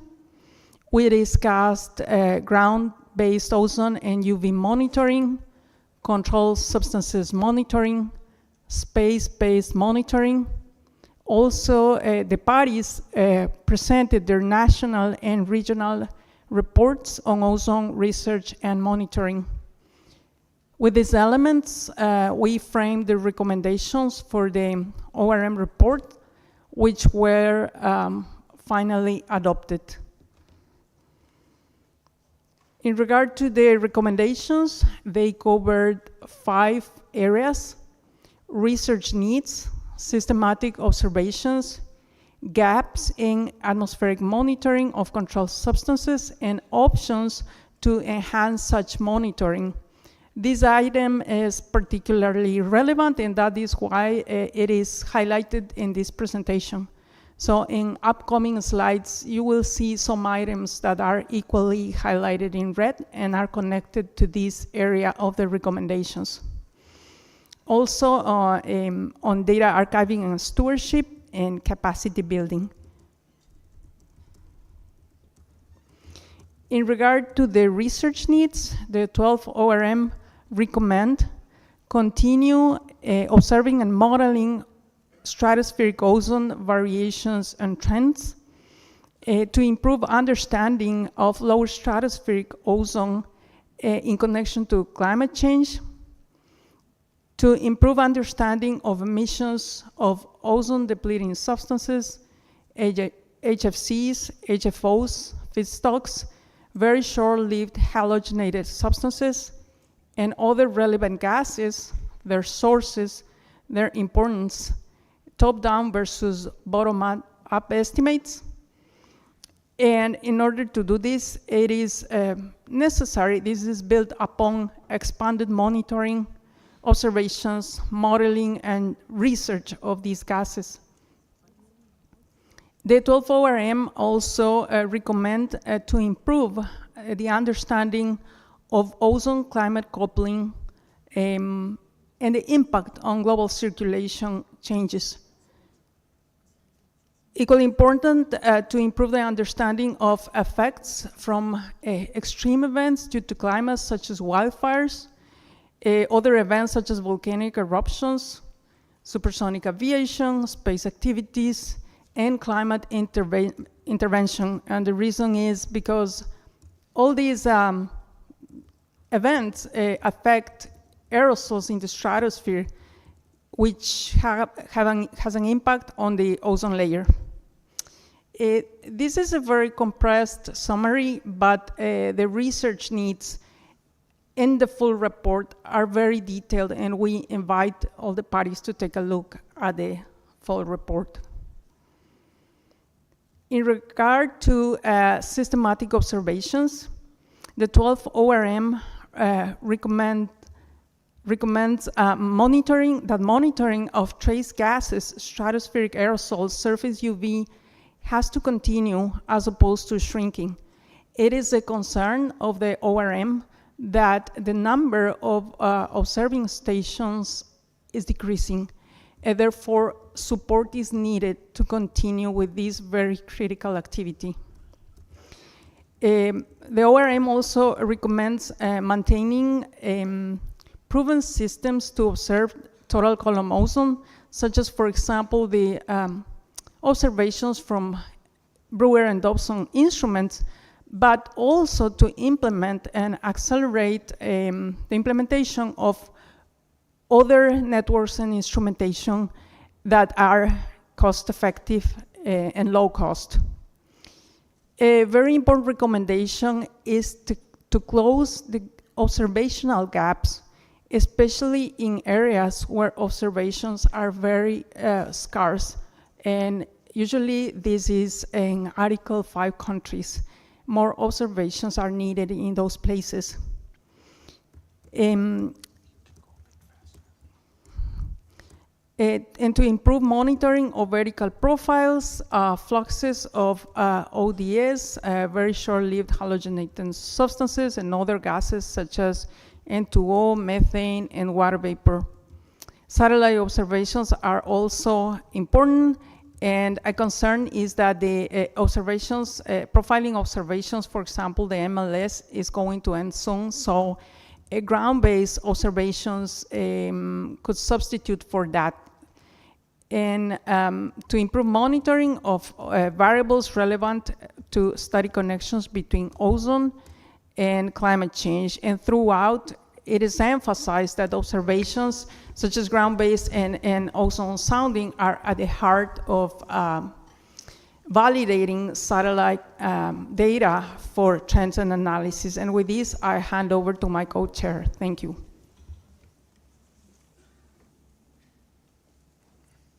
Thank you. The next larger point we discussed was the gaps in monitoring of controlled substances. This, as you can see from the first 2 points, has a longer history and has also been requested by the parties to be looked into. At the ORM, we recognized the success of a pilot project in Bangladesh that was funded by the EU. It is important after this to find out which stations would make sense. There was a white paper on the possible range of costs, and they vary very much on depending where you go, what's already there. It's quite clear that it's necessary to leverage existing monitoring stations and programs, so the ORMs recognize that. A big recommendation that you've already heard about or has been discussed is the parties to enhance the Vienna Convention Trust Fund for research and systematic observations to possibly sustain these new needed stations.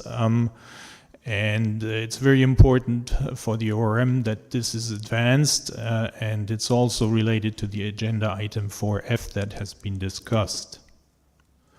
I'm going to be going a little bit faster in the interest of time on the next ones. This is about data archiving and stewardship. Obviously, it's very important to recognize the importance of the data centers, to encourage all data providers to submit their data there. Data that's not out and accessible and following FAIR and other principles is not as useful. So this is a very important point. And some of the data centers, it's also necessary to recognize that if you want to do something, you need the people and the money. And of course, we all know that.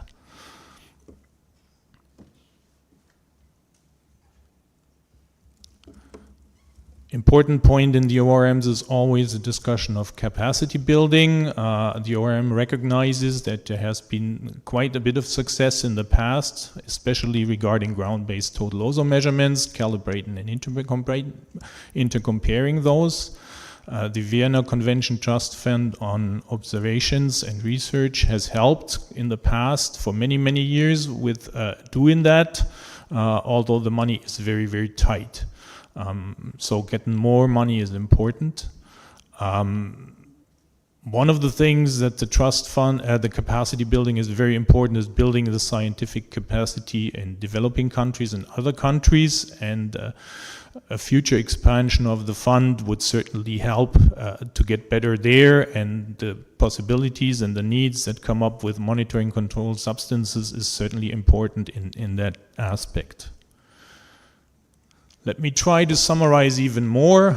The key points of the ORM are that we need to keep improving our understanding and accuracy of future projections of global ozone and the measurements to see if ozone is doing what we think it should be doing, which includes looking at the climate change and how that affects things. We need to fill the gaps in the atmospheric monitoring of controlled substances. One way to help do that would be to enhance the Vienna Convention Trust Fund for activities on research and systematic observations so that we can better get towards these goals, and capacity building is certainly a part of that. And I'll end the talk by borrowing a slide that you've already seen yesterday. This is slide 4 of the SAP presentation. The one problem that we certainly have is that the red line, the reporting-based emissions, does not match up at all with the blue line, the atmospheric observations-derived emissions, and we've heard about the problems with the reporting this morning. So the key is here that we need to fill the gap, that we need the observations that tell us where emissions might be coming from. And if you allow me to use an example from traffic, the Montreal Protocol put up the speed signs. We also need a few radars to make sure that people are following the speed limits. Just putting up the speed signs is not going to do it. So this leaves me with my last slide, which is to thank all the participants of the ORM, very specifically the Ozone Secretariat and also the WMO that hosted us there. And I'd also like to thank the Secretariat here for doing, again, an amazing job in organizing it, and Thailand for the, as the Canadian representative, for the indeed very warm welcome here in this country. Thank you very much.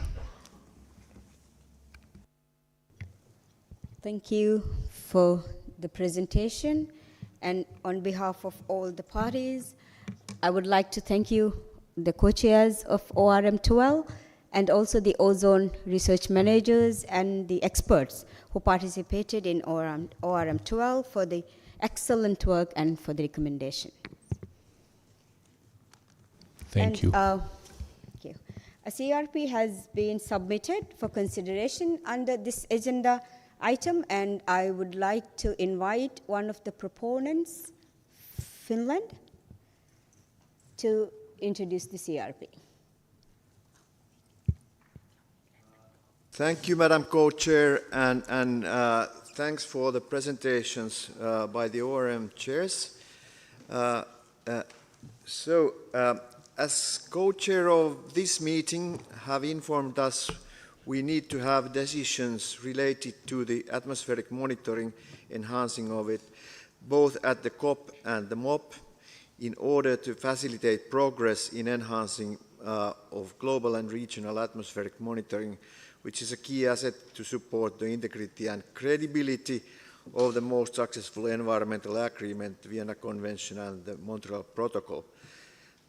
To facilitate that, the members of the COP Bureau who were present at the ORM 12 meeting have submitted 2 CRPs for the consideration of the parties. One is on recommendations of the ORM, on which we just had a presentation and which are posted in the portal. and General Trust Fund for financing activities on research and systematic observations relevant to the Vienna Convention. They have been posted into the conference portal, and translations are being made. If they are not yet posted, they will be soon posted there. So what we suggest is that also, and which is also advised by the Madam Co-Chair of this conference, that these CRPs will be discussed in the contact group of the regional, in the same contact group of the regional atmospheric monitoring, in which constructive discussions have been taking place already at the OEDWG and this morning. And so I very briefly present these CRPs. So the recommendations of the ozone research managers is quite traditional one. It follows the same lines as the earlier decisions of COPs, but it is complemented with the elements related to enhancing the monitoring of the controlled substances. And these items are marked in the draft as highlighted as green for ease of reading. And I only take some examples of the operational paragraphs, what is the main content. So on this CRP,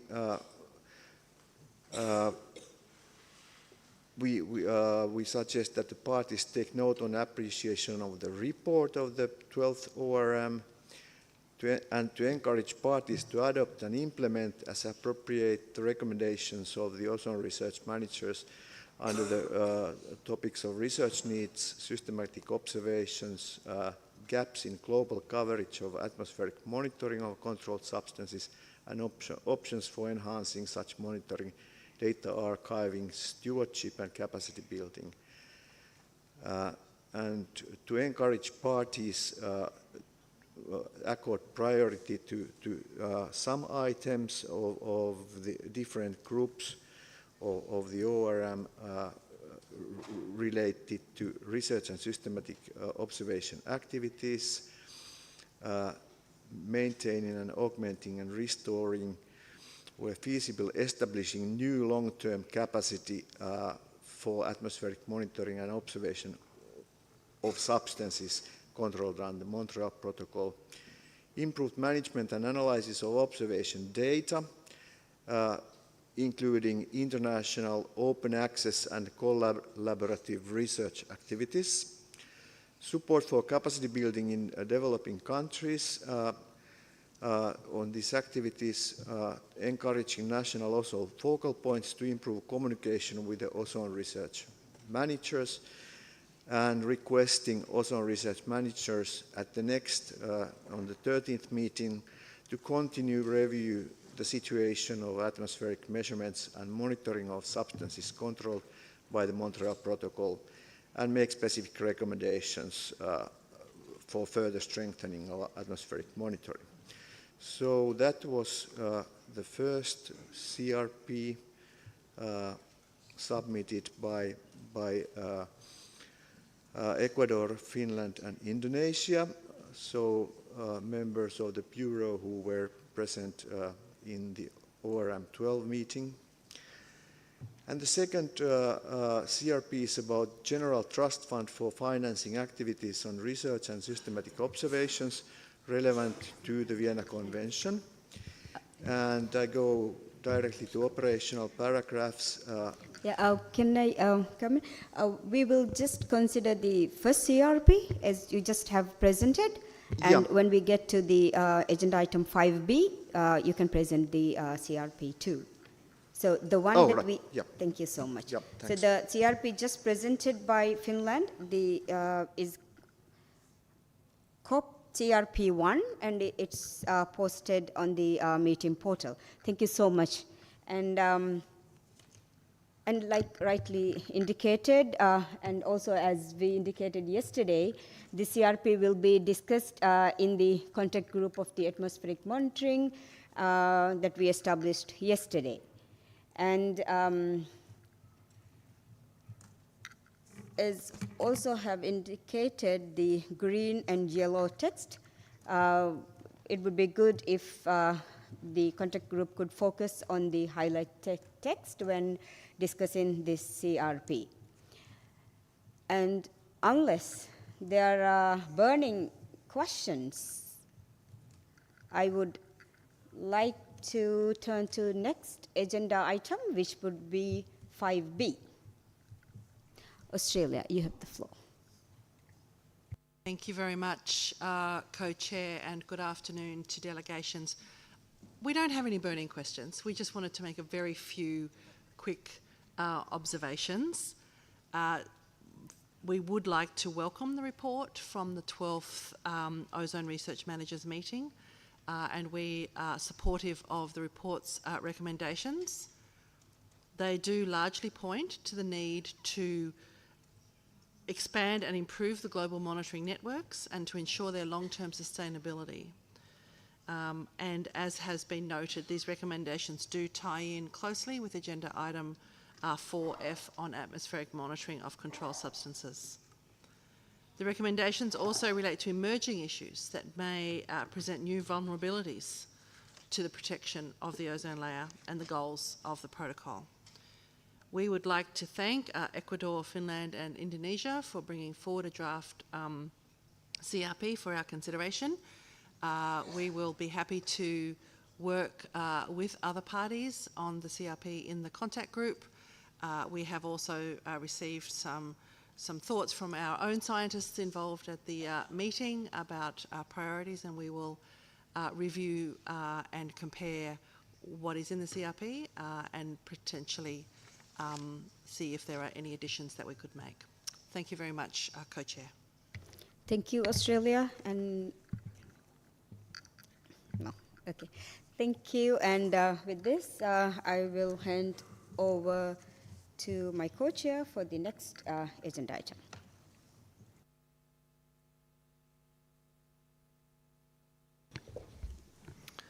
Thank you, Miruza. And we are at agenda item 5B, status of the General Trust Fund on research and systematic observations.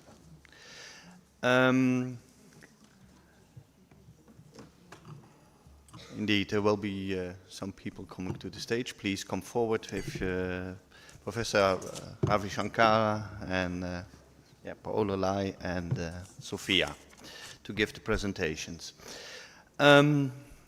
Parties may recall that decision 6.2 called for the Secretariat to establish an extra budgetary fund for receiving voluntary contributions from the parties to the Vienna Convention and international organizations for the purpose of financing research and observation activities related to the Vienna Convention. At the 10th meeting in 2014, the COP established an advisory committee for the Trust Fund in an effort to improve the performance of the Trust Fund by ensuring that projects to be funded under it are of high quality. The committee was also requested to develop a short-term plan and a long-term strategy to enhance the effectiveness of the fund. The status of the Trust Fund and its activities, as well as the report of the Advisory Committee on its implementation for the long-term strategy and short-term plan of the Trust Fund, is set out in document Conv 13/7, available on the meeting portal. First of all, I would like to give the floor to Professor Ravi Shankara, member of the Advisory Committee, to report on the committee's work. Professor Ravi, please, you have the floor for 10 minutes, please. Thank you. Good afternoon, folks. We really appreciate the opportunity to tell you about what has happened in the Advisory Committee for the General Trust Fund for systematic observations relevant to the Vienna Convention. I'm sure you all figured out that I'm not Sophie Godin. She's the chair of the committee, and unfortunately she couldn't make it. Therefore, I am kind of taking her place. I hope I won't do too bad a job and make sure that I present our findings. Just to set the stage, the goals of the advisory committee of the trust fund, just want to kind of point out that it was established in 2014, and its mandate was to develop a long-term strategy and also a short-term action plan, and thirdly, to evaluate and help development of proposals, taking into consideration the regional balance and liaison with various proposals to make it better. And the thing that you know is that the ozone layer issue is not uncoupled from other issues. So, for example, there are issues related to climate and stratospheric ozone. Then, of course, there is the issue of observations for both climate and ozone layer variables. And in addition, the idea of the Vienna Convention Trust Fund was to enhance the resources and enable capacity building to more fully participate in the development of ideas and the science for addressing the issues of the Montreal Protocol. So I just want to again emphasize this aspect of the capacity building for developing countries, or I should say Article 5 countries, and countries with economies in transition. So currently the focus is on measuring ozone vertical profiles in the stratosphere and the upper troposphere, as well as surface UV radiation. After all, the Montreal Protocol was put in place to ensure that the ozone layer is intact and it does not increase the surface UV radiation. The current composition of the committee is listed here. Those listed with an asterisk are actually at this meeting. I would encourage the parties to talk to them if you have specific questions you would like to ask them or discuss certain things. So I just would want to, on behalf of the co-chair, the chair, thank all the people for the work they do. This is actually an in-kind contribution to the Vienna Convention Trust Fund from all these people and their institutions and their countries. The advisory committee since COP12 has done a bunch of things. I just want to tell you from our perspective the bottom line. For the amount of resources that has been expended for this trust fund, the yield is excellent for the amount of money that has been spent. Sophia is going to talk about specifically how much money has been spent and received, etc. The task of the committee is to evaluate the proposals. We did that for the first, the call that came in 2020, and also for the call that was issued in 2023.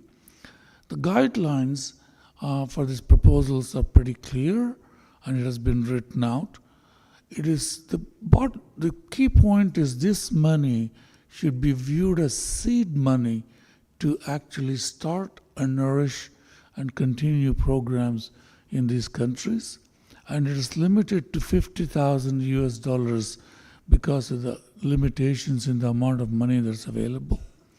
And it is very important to emphasize that the countries need to cost share in this effort.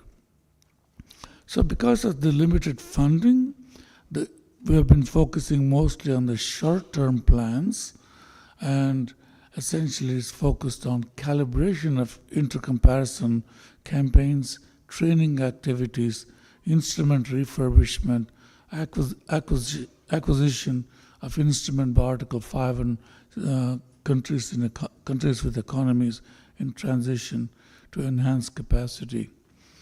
I'm going to emphasize this again. The intercomparisons and calibrations are absolutely essential for us to know the trend of stratospheric ozone. After all, we are in what I would call the phase of the Montreal Protocol to make sure that the goals of the Montreal Protocol are met, what I would call the accountability phase of the Montreal Protocol. More resources would allow, of course, more proposals to be funded and more activities to be carried out, including monitoring controlled substances. So I'll very briefly note a few of the progress made in the last few years. The long-term strategy and short-term plans was developed and presented to the parties, and specifically identified the gaps and needs in research and monitoring of ozone and related climate variables, facilitating the relocation of unused Dobson and Brewer instruments. Dobson and Brewer instruments are the corner pieces on which our satellite measurements give us the trends. We can't do without them. And also it's necessary to foster a stronger relationship with the scientific institutions and related global networks. There are quite a few of them. And also enables exploring the opportunities to leverage and characterize the resources of the trust fund.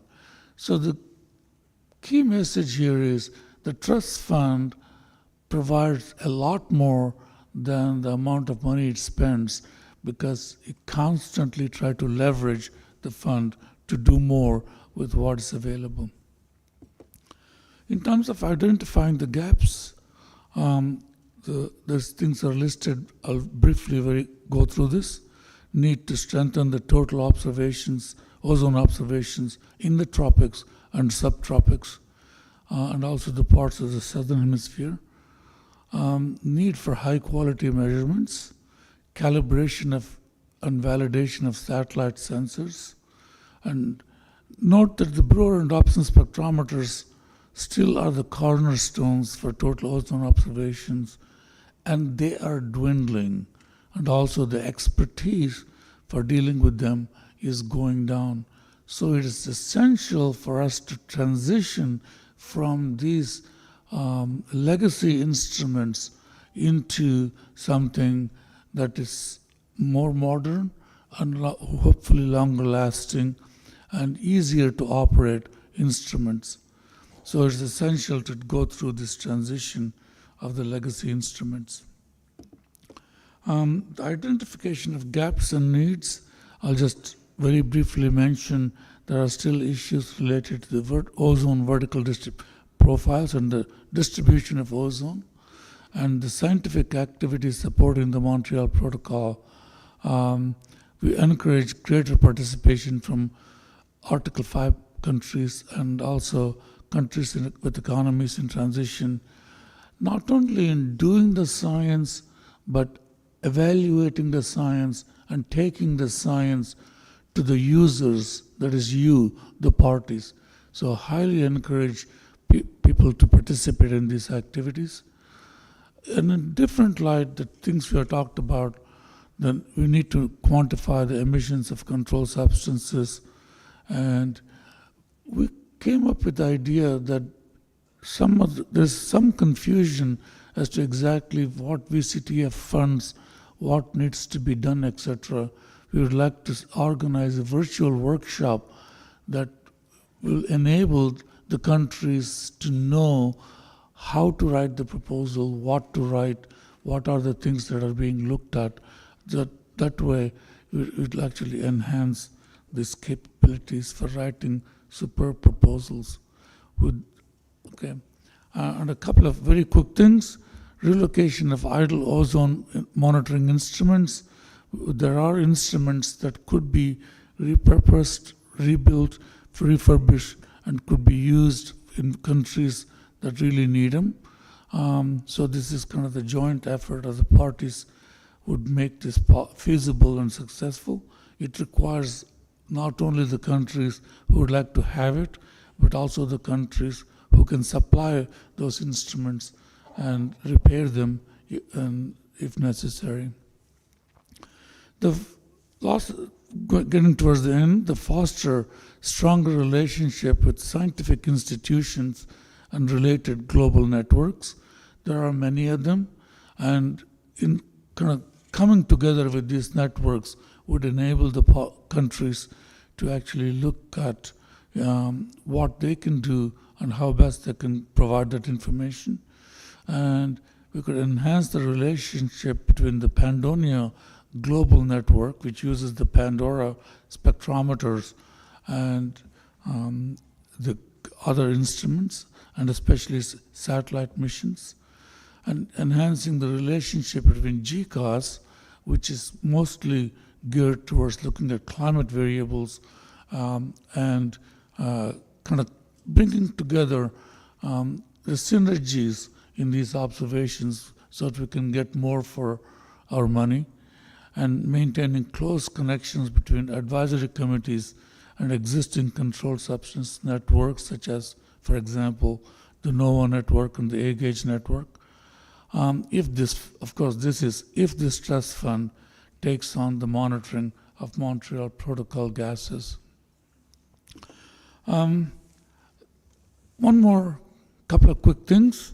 Leveraging resources to safeguard research and observation in line with the strategic plan is very important. Because of limited resources, we need to maintain the focus on ozone and UV in the short term. Contribution to the monitoring of controlled substances upon additional funding from the parties would be in line with the long-term strategy, and the committee stands ready to take this on and augment whatever expertise we need to have to make this a successful endeavor. And we look forward to an opportunity to do that if your CRPs all work out. With that, I thank you for your attention. Thank you, Professor Ravi Shankara, for this very good presentation. And now I would like to give the floor to Sophia. You have 5 minutes to give your presentation, please. Thank you, Mr. Co-Chair. I would like to give you a brief summary of the status of the General Trust Fund for financing activities on research and systematic observations relevant to the Vienna Convention, and which I will refer to as Trust Fund from now on. As it was mentioned earlier, this trust fund was established by decision 6/2 by COP 6 in 2002 in order, and the idea was this fund was to be extra budgetary and receive voluntary contributions from parties and international organizations in order to finance activities on research and systematic observations in developing countries and countries with economies in transition. What is important to mention here is that the aim of the Trust Fund is actually to provide complementary support for continued maintenance and calibration of ground-based stations that monitor column ozone, ozone profiles, and UV radiation in these countries. However, the decision also provided that other activities identified by the ORM, the Ozone Research Managers, in consultation with co-chairs, the co-chairs of the SAP and DAP, could also be considered for funding. A few words about the operation of the trust fund. After this decision was adopted in 2002, then the trust fund was established actually in February 2003. Then in September 2005, a memorandum of understanding was signed between UNEP and WMO, which was approved by COP7 in December of the same year. So since then, project activities have been implemented through WMO, and since 2015, these activities have been overseen by the Advisory Committee of the Trust Fund, which was established in 2014 through COP Decision 10/3. The Secretariat sends reports on the status of the fund and its activities on an annual basis to all parties, including an invitation for them to contribute. Now, what is the status of the funds? Since its inception in 2003 and up to the end of September 2024, the total funds received for trust fund activities were about $943,000 US, and out of these, about $635,000 US have been dispersed and allocated to approved activities, which means that we are left now with about $308,000 US to use available for future activities. And funds have been received by 16 parties, which are listed on this slide. But it is very important also to note that in-kind contributions have also been received throughout the years for implementation of activities from some of these parties which are listed here, but also from other parties which are not. If we want to see the geographical distribution of activities approved since 2003, then you can look at this map. The green dots indicate completed activities, the yellow ones ongoing activities, and the red ones planned activities. On the right, you can see a small table which shows basically the type of projects, the types of project activities which have been approved, and the number of projects per type. Altogether, there are 22, and all of them were basically related to ozone and UV monitoring, whether these were calibrations, intercomparisons, relocations of instruments, workshops, and so on. If you want to see more information, then you can go on our website. We have through this link, which is, and then you can see also summaries of the individual activities through this link indicated on this slide. So, periodically, the Secretariat sends requests, calls the developing countries and countries with economies in transition to submit proposals for seed funding. Under the trust fund. And the last time we did it was on the 23rd of November, 2023, noting that these activities should fulfill, this proposal should fulfill some specific criteria and should not exceed $50,000 US each. In response, we received 15 proposals from 12 parties, which you can see here, and which could be grouped in these three broad categories. We had some on ozone monitoring, some on UV monitoring, but we had some other ones which were included at least elements of ODS monitoring or only workshops, training, public awareness, and so on. The total funds requested for all these proposals, as you can see here, they were about $4.6 million US. And then I put also the total funds available, which are about 308,000 for comparison.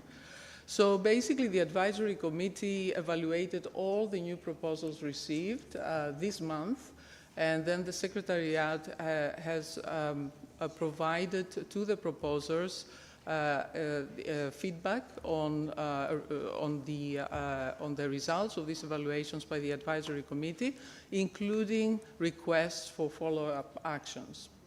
So I think with this, I conclude my presentation on the status of the Trust Fund. Thank you. Thank you, Sophia. And then I would like to give the floor to Paolo Lai from the WMO. So please, you have the floor for 5 minutes. Yes, thank you, Mr. Co-Chair. I'd like to, on behalf of WMO, to thank first the government of Thailand for hosting this meeting and my colleagues from the Ozone Secretariat for the organization. So the WMO, the UN Specialized Agency for Weather, Climate and Hydrology, is actually involved for the implementation of the decision of the Advisory Committee and the Ozone Secretariat. And I will just summarize what is the role of WMO in this context. What we do supporting the decision of the Trust Fund Advisory Committee is to support calibration and comparison of ozone measuring instruments. We are supporting actions for enhancing capacity in the different countries. We are supporting actions for the network design, and we are anticipating regional needs for calibration, intercomparison exercise before submission to the Trust Fund. Over the last 3 years, you have seen all the different activities in the map that Sophia just presented, but over the last 3 years, we have supported the implementation of a number of projects. Some are completed in Kyrgyzstan and in Comoros. Some are on hold due to different reasons in Burkina Faso and in Belarus.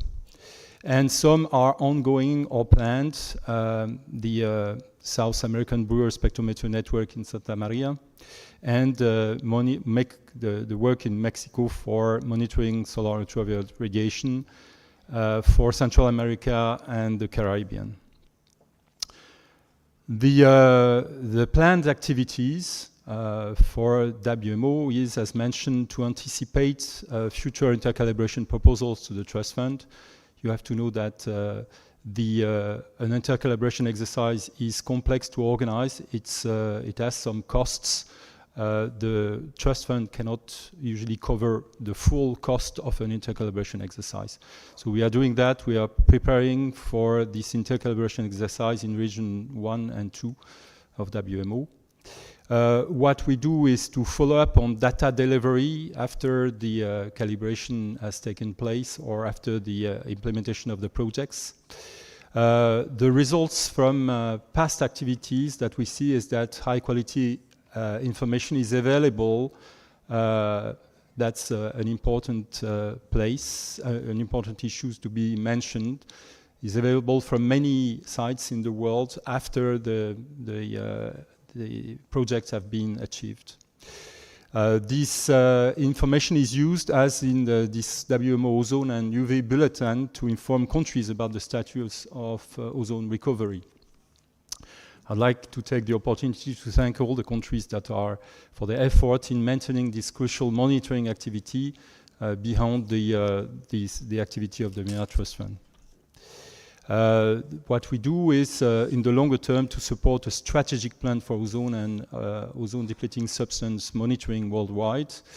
We are supporting ozone science through observation, but also analysis, modeling, data stewardship, and capacity building. We work for expanding the observational network. That's not an easy task, especially for ozone depleting substances in areas where data is missing.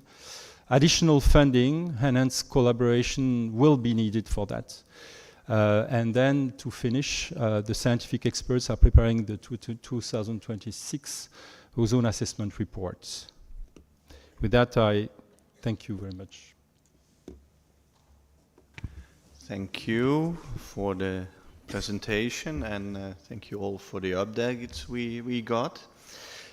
I would like to go immediately to Finland also for introducing the CRP that was already announced. So please, Finland. Thank you, Mr. Co-Chair, and thank you for the presentations, Ravi, Sophia, and also the WMO presentation. Very informative. presentations to start with.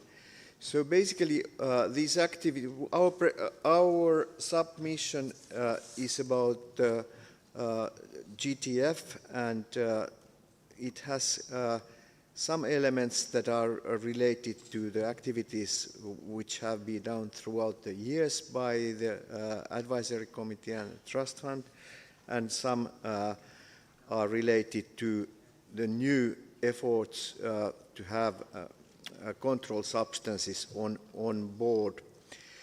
And so I go directly to the operational paragraphs, so it is divided into three. The requests are for the parties of the Vienna Convention, to the Secretariat, and to the Advisory Committee.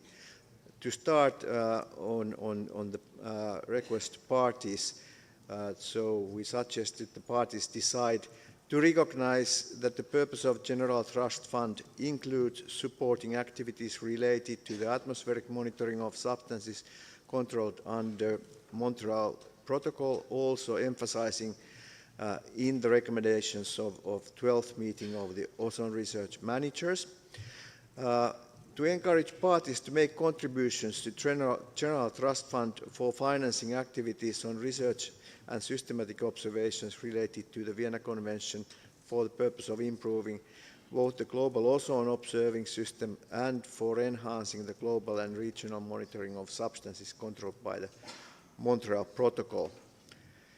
For the Secretariat, for the request to the Secretariat, for the clarity's sake, we have also included paragraphs that are similar than in the CRP of US and Canada, in the MOP CRP on the US and Canada on the regional monitoring, and these are highlighted in yellow for clarity's sake.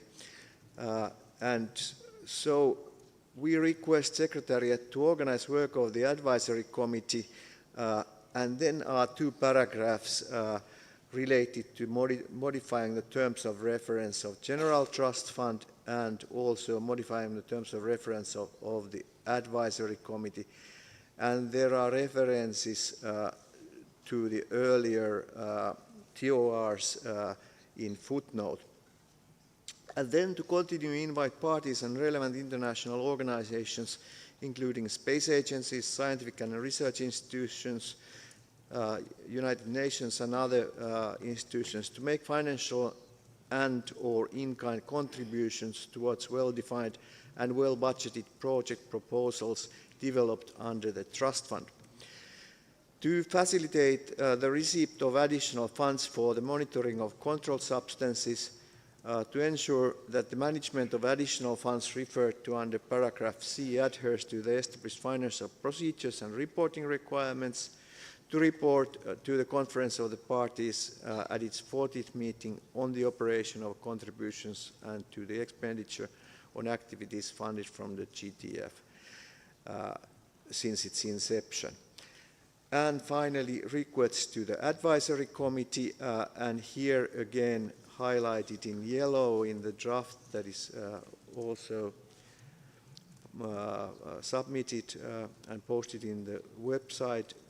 I think there remains these highlights for clarity's sake, because we expect that these are then discussed once we have finalized in the contact group discussions on the regional monitoring CRP, and then we can think about which elements go into which decision, whether COP or MOP.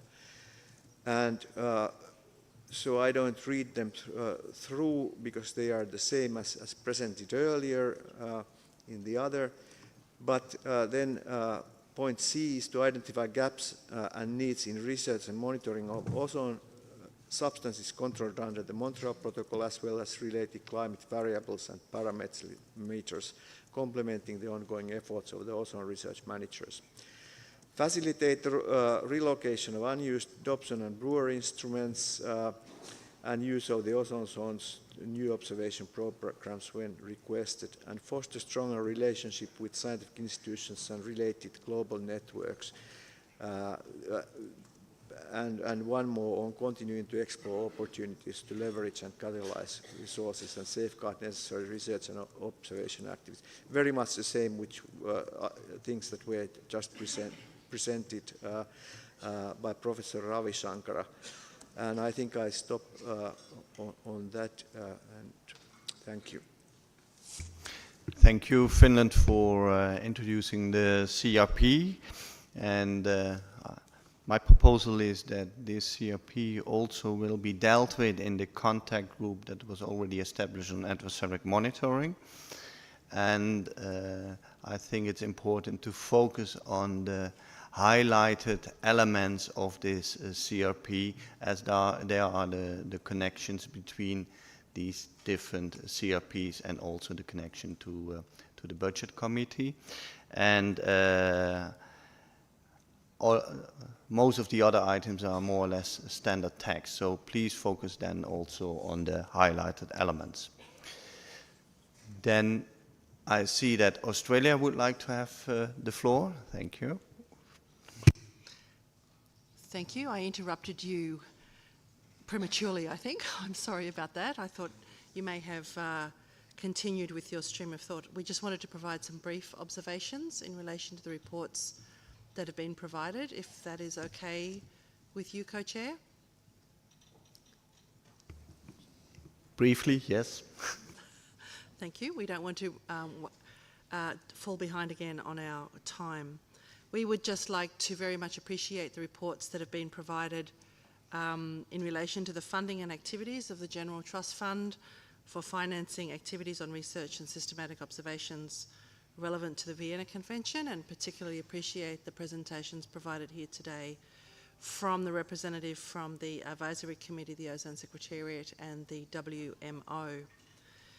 We do note, I think, as Ravi indicated, that while the current work of the GTF is limited in its scope, it does provide valuable support to Article 5 countries for their observations. It broadens the scope of ground-based ozone layer observations and helps contribute to increase the quality of these observations.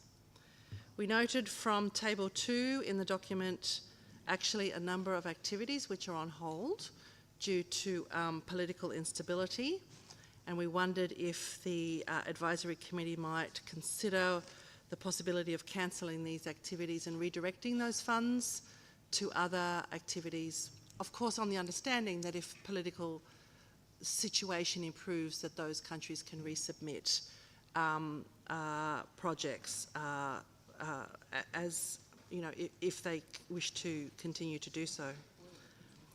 We also note the significant number of proposed activities listed in Table 3 of the report, and urge the committee to carefully consider the value and benefits of the activities in relation to its mandate and the ORM recommendations. At least on face value to this delegation, some of those activities are probably not consistent with the mandate, but there are other activities which we think would significantly improve ozone observations in some parts of the globe, and we hope that such activities can be funded and go forward. In relation to the implementation of the long-term strategy and short-term plan for action for the GTF, Australia appreciates the summary of progress provided in document 13/7. We note the recommendation of the Advisory Committee to hold a virtual workshop of experts to determine the optimum path for transitioning to new instruments to measure vertical distribution of ozone, and we agree this seems like a really useful exercise to undertake. We don't think that you need our imprimatur to do that. We just do what you need to do in this area.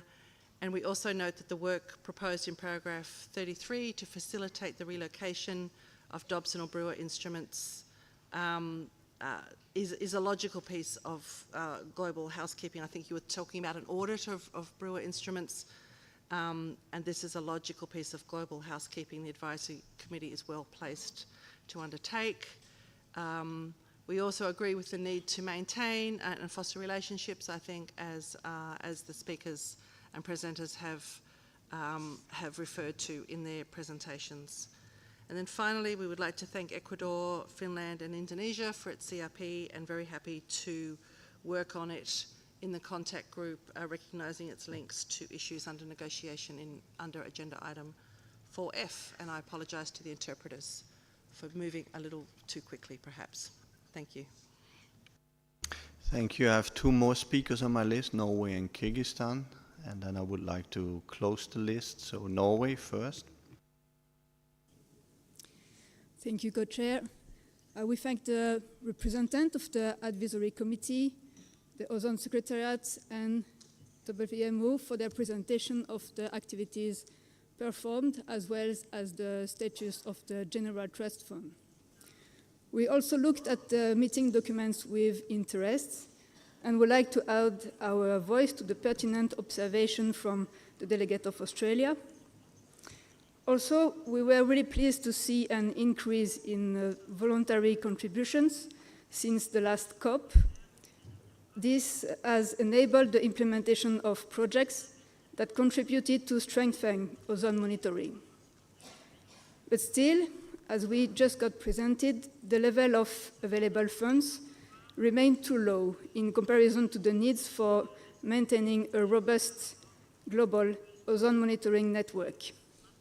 We would like to encourage parties to consider providing voluntary contributions, and this in particular in light of our ongoing discussions on extending atmospheric monitoring activities to control substances, which is an important purpose that we should pursue. However, it should not undermine the importance of continuing supporting activities towards ozone monitoring. We would like to thank Ecuador, Finland, and Indonesia for presenting a CRP under this agenda item, and we look forward to discussion in the contact group. Thank you. Thank you. Then Kyrgyzstan, please, you have the floor.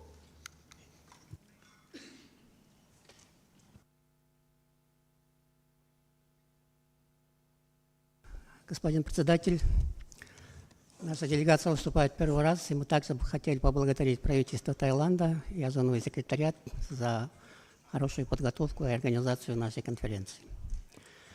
Мы бы хотели отметить два доклада, значит, по данному вопросу. Доклад по роли, значит, целевого трастового фонда Венской конвенции. Вот, мы бы хотели отметить значительную роль в продвижении научных исследований в наших странах благодаря поддержке, значит, целевого фонда. Вот вы видели из доклада, что Кыргызстан получил, значит, оборудование в виде спектрофотометров Добсона-Брюера. И наши ученые, значит, с энтузиазмом возобновили работу по исследованию стратосферы. Вот. Для истории скажу, что нашей станции на Иссык-Куле 45 лет. И в течение вот этого длительного времени у нас есть долгий опыт, значит, в проведении различных параметров стратосферы. Вот. Ну что происходит дальше? Вот мы, значит, работаем с этим новым оборудованием, имеем новые данные. Вот. Нашу страну не пригласили на два последних совещания исследователей по озону. Это очень печально, потому что неучастие в этих последних совещаниях предполагает, что отчет наших ученых по исследованию стратосферы, он остался неопубликованным. Вот. Мы бы хотели отметить, что озоновому секретариату, значит, следует улучшить свою работу в части вот, стран статьи 5, вот, потому что рождается новое поколение ученых, молодых ученых, они приходят на смену, старые ученые уходят. И вот в докладе целевого фонда тоже отмечается, в частности, CRP представлен в Финляндии, что необходимо, значит, наладить взаимодействие со странами статьи 5 в той части, что подходит новое поколение молодых ученых, с которыми надо проводить работу, проводить соответствующие тренинги, для того, чтобы вот эти исследования стратосферы не прерывались. И вторая часть работы, я говорил, что нашей станции 45 лет, и мы можем остаться в стороне от процесса архивирования данных, что тоже отмечается в докладе. Это очень важная часть работы, и часть затрат целевого фонда должна была бы уйти на эту важную работу по архивированию имеющихся данных. Мы в течение последних 2 или 3 конференций сторон отмечаем TRP, который представляется Австралией в части выбора места для научных станций для проведения стратосферных измерений. Мы несколько раз представляли предложение, что предлагаем именно определить научную станцию у нас в Кыргызстане на озере Сыкуль для проведения высококачественных исследований в уникальном географическом месте планеты, свободном от влияния посторонних промышленных выбросов. Вы знаете, Кыргызстан – горная страна, имеет постоянные восходящие потоки воздуха, достигающие стратосферы. И, значит, соответствующая поддержка мирового сообщества по организации научных станций в этом месте могла бы дать очень хорошие результаты для всех проводимых исследований. Хотелось бы, чтобы где-то в этих документах отмечалось желание страны внести свой вклад в организацию, в улучшение работы исследования стратосферы. Спасибо большое. Thank you, and then I would like to give the floor to Sophia, because there was a request or question. Or an observation. I would like to address the, thank you, Mr. Co-Chair. I would like to address the observation by the distinguished delegate of Australia regarding the activities which we have on hold. Yes, indeed, there are 2 activities: relocation of Dobson, used Dobson equipment actually, instruments which have been on hold for quite a while, and the advisory committee has been considering this very much. At the last meeting, which took place on the 26th of September, the committee decided that we can divert these funds to other activities, but since that meeting was coming, we thought perhaps we can have bilateral discussions with the representatives of these 2 particular countries before we actually take action. That was but yes, this has been a concern, and we are talking about almost $40,000 US. I don't know if Ravi wants to add something to that, or some other points made. Thank you. Thank you, Sophia. You summarized that extremely well. Thank you for Australia to very directly tell us that we should go ahead with the workshop. Appreciate it. Should have done that without asking you. And then, anyway, thank you. We really look forward to the CRP from Indonesia, as the other delegate pointed out. But I really appreciated the comments from Kyrgyzstan. The 2 points about it. First is the importance of the younger people who need to be involved in these activities. I would like to make 2 suggestions, observations, if I may.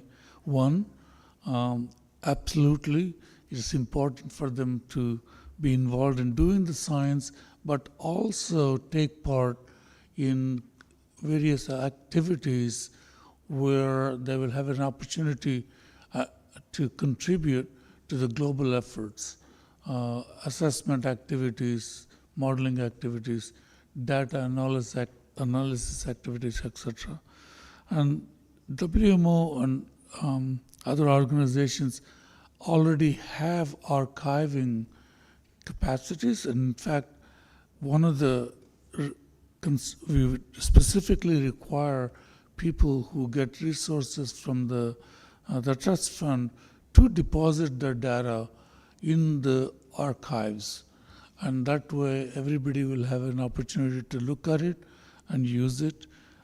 So if there are archiving issues in the country, that's something that we should address. Thank you. Thank you. So, okay. Yeah, Just Paolo. to complete what my colleague just said about archiving, we are indeed, we have the capacity at WMO, and with our contributing networks to archive information, it is important also that people that are involved with data management are trained to connect with the data centers, and this is also something that we can provide at the WMO Go program.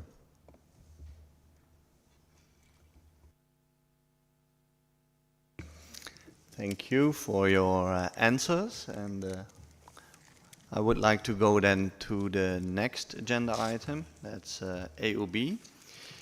We are almost at the end of this session, so let's see if we can manage to do everything, but depends on everybody. So we go to AOB, and first of all, it was the point put forward by Switzerland on isomers of HFC. So I would like to give the floor to Switzerland, please. Thank you, Mr. Co-Chair, for the floor. I will give it back in less than a minute, I promise. As we stated at the time of adoption of the agenda, we see a need to take a look during this meeting at the issue of isomers of HFC not explicitly listed in Annex F of the Montreal Protocol. This issue is described in the information document INF 6 provided by the Secretariat. We would therefore appreciate if the Secretariat could be in the position to present at this point the main aspects of this document and give further explanations. With that, parties could reflect on it and start their deliberations on it if they wish to do so. Thank you.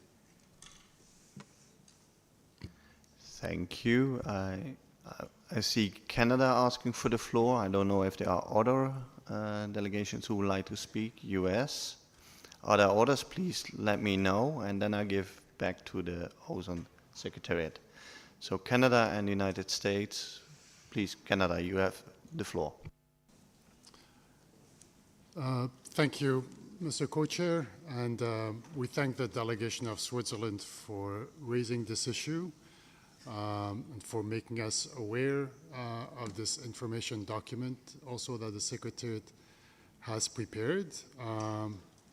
Having said that, I'm not sure that there's anything that we would be able to do at this meeting, because honestly, this is an issue that was raised in an information document only a couple of days ago. It's quite a complex document. It covers various issues, specifically the issue of isomer HFC 245Cb, but also how to treat other isomers, as well as other issues. And we would need, really more time. Our delegation didn't come prepared to this MOP. It was not on the agenda. We didn't have this document. So we would suggest that this issue be postponed to the next meeting, to the OEWG, if there's an interest by some delegations to discuss this, to allow us to consider fully the complex information that has been put forward. And in postponing the issue to the next meeting, what we understand the main issue that is being raised by this paper is an isomer HFC 245Cb, which does not have a GWP, which the Secretariat indicates would be included as an HFC controlled under the Kegley Amendment. So on that specific issue, perhaps for the next meeting, the Secretariat can prepare a very brief note. I think we're not looking for a complex discussion document, just something briefly that basically explains that. But as for the other issues raised in the paper, I guess, we don't think those necessarily need to come back. I mean, it's an interesting information document, but the issues that relate to HFCs with no commercial uses We talked about that just last year at OEWG 45, and we had closed our discussion on that issue. The issue of the GWPs to be used for the Kegele amendment, that was discussed when we were adopting the Kegele amendment, and I don't think that this is an issue that we want to reopen or discuss. So I think in terms of what issue would be coming back to us for consideration at the next meeting, if that's the way that we go forward with this issue, it's really the new issue of the isomer that the Secretariat has identified, and we would want the Secretariat to limit itself to providing brief information on that matter. Thank you. Thank you, Canada. Then the United States. Thank you very much, Mr. Co-Chair. Just to also say thanks to our colleagues from Switzerland for highlighting this issue.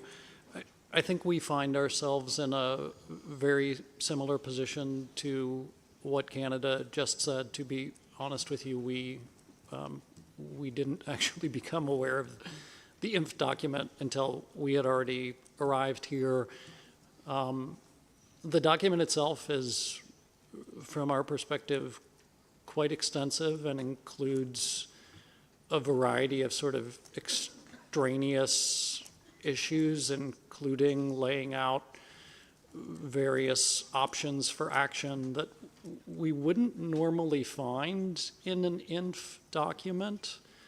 And so there's really a huge amount to digest here that this delegation is unable at this point to react to. So I think we would support the suggestion by Canada to kick this discussion to next year, focus on the narrow issue, which is the possible import of 245CB and the information related to that, not the policy options, not interpretations of the protocol, but simply present to us the information, and then the parties can think that through. So I think there's a number of items, as Canada mentioned. There's a number of other isomers that are mentioned in this paper.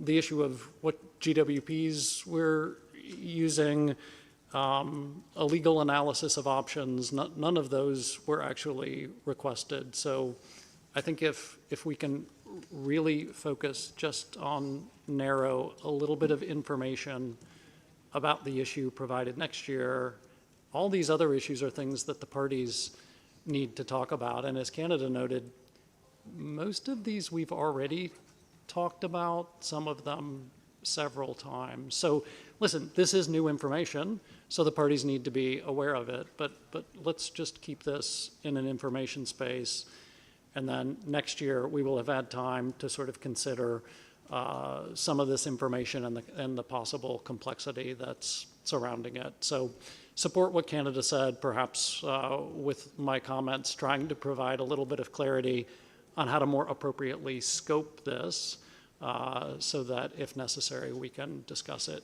next year. Thank you. Thank you, and then I would like to give the Ozone Secretary the opportunity to respond or to give some clarification.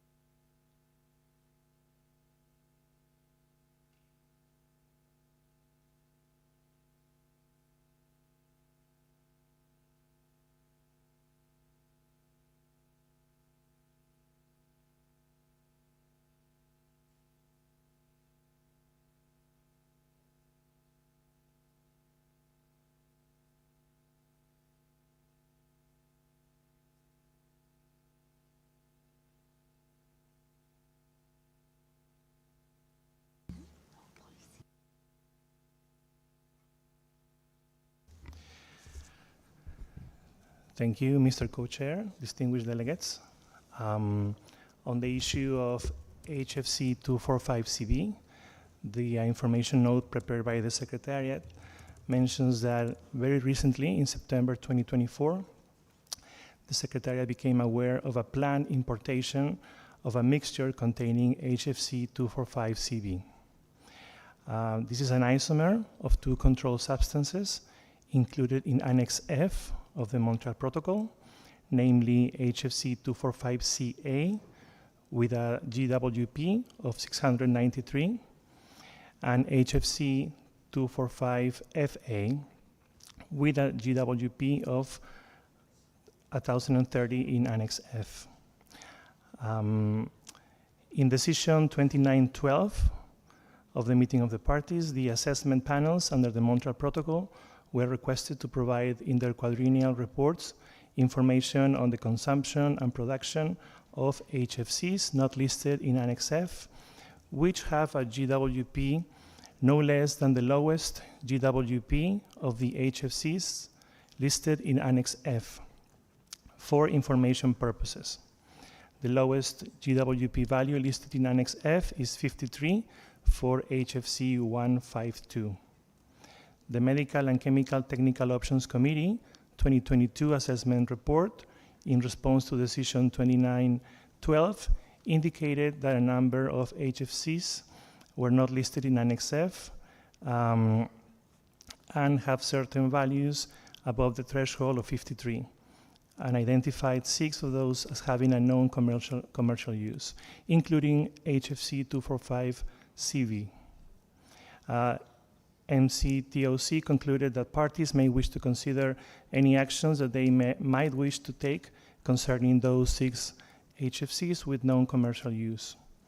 The 2022 SAP Assessment Report responded to Decision 2912 by mentioning that 162 HFCs listed in the annex to its report, about 110 species had GWPs above 53.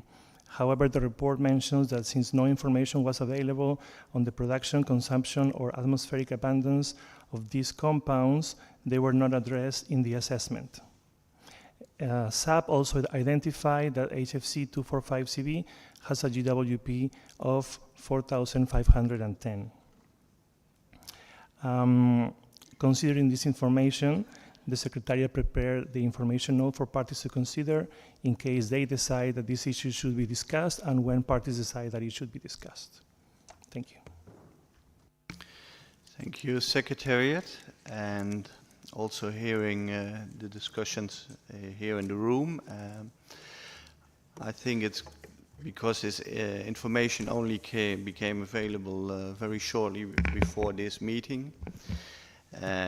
And also indicating that, let's say, to come back to this on the 245CB, so the HFC 245CB next time at the OEWG with an inf note, so that the Secretary can prepare an inf note on that.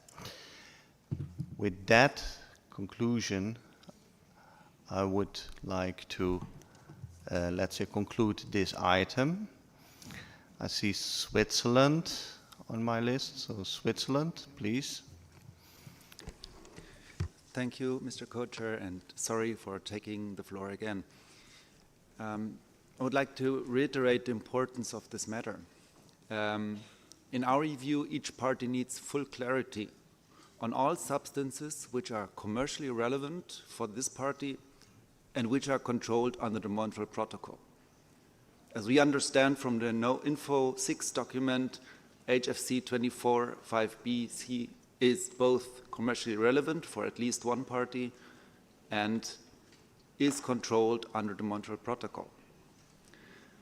This means also that parties should have access to all information that is relevant for reporting production and consumption under Article 7, and they should be able to evaluate the effect of this production and consumption on their compliance under the Montreal Protocol.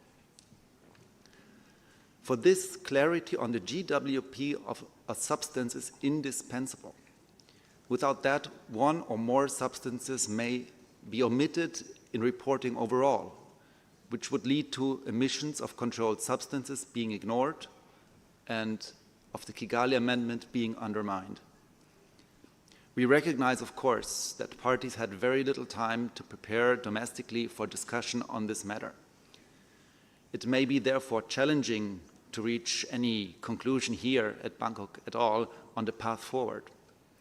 We nevertheless would see a lot of benefit in exchanging first ideas, maybe in an informal setting or in the margins of this meeting.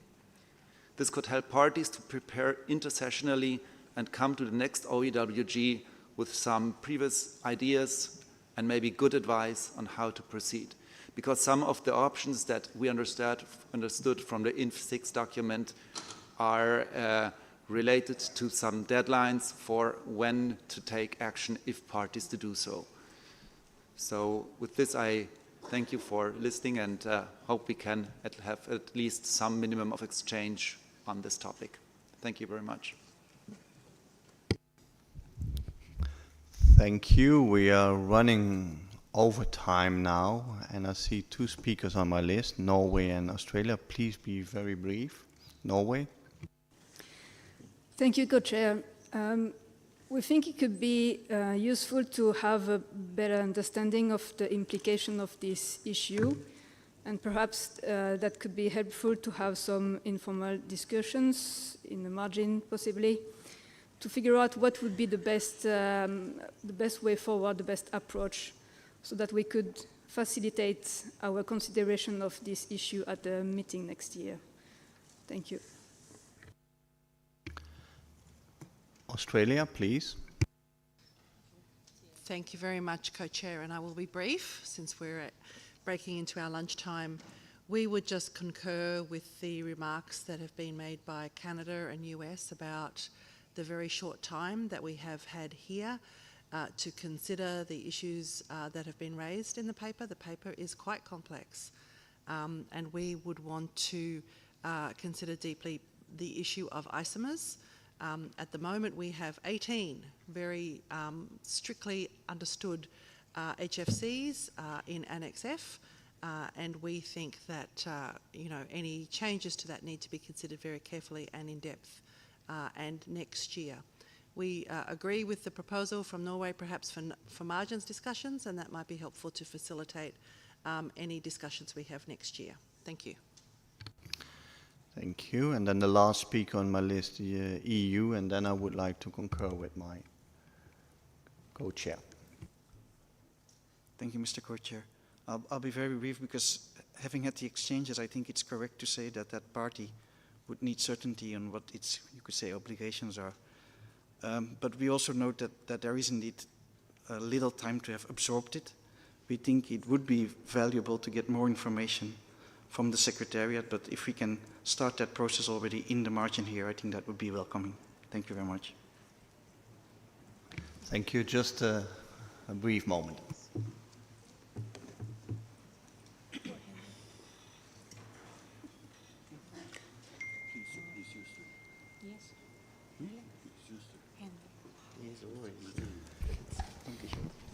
So I think based on what we heard, there could be informal contacts in the margins, so in the corridors, to talk about it, and then we come back to this issue. This is how I would like to conclude. And then we can go for lunch, and we also have the contact group that will meet during lunch on screen. So that's the contact group on compliance deferral during lunch. We will have a plenary session this afternoon, but I would like to urge that we have a very short one because we have one AOB point, and then we would like to go to the agenda item 4 on HFC 23 emissions, 4B. And then we would like to continue in contact groups. So have a good lunch. and see you later on this afternoon in also in plenary for a short meeting.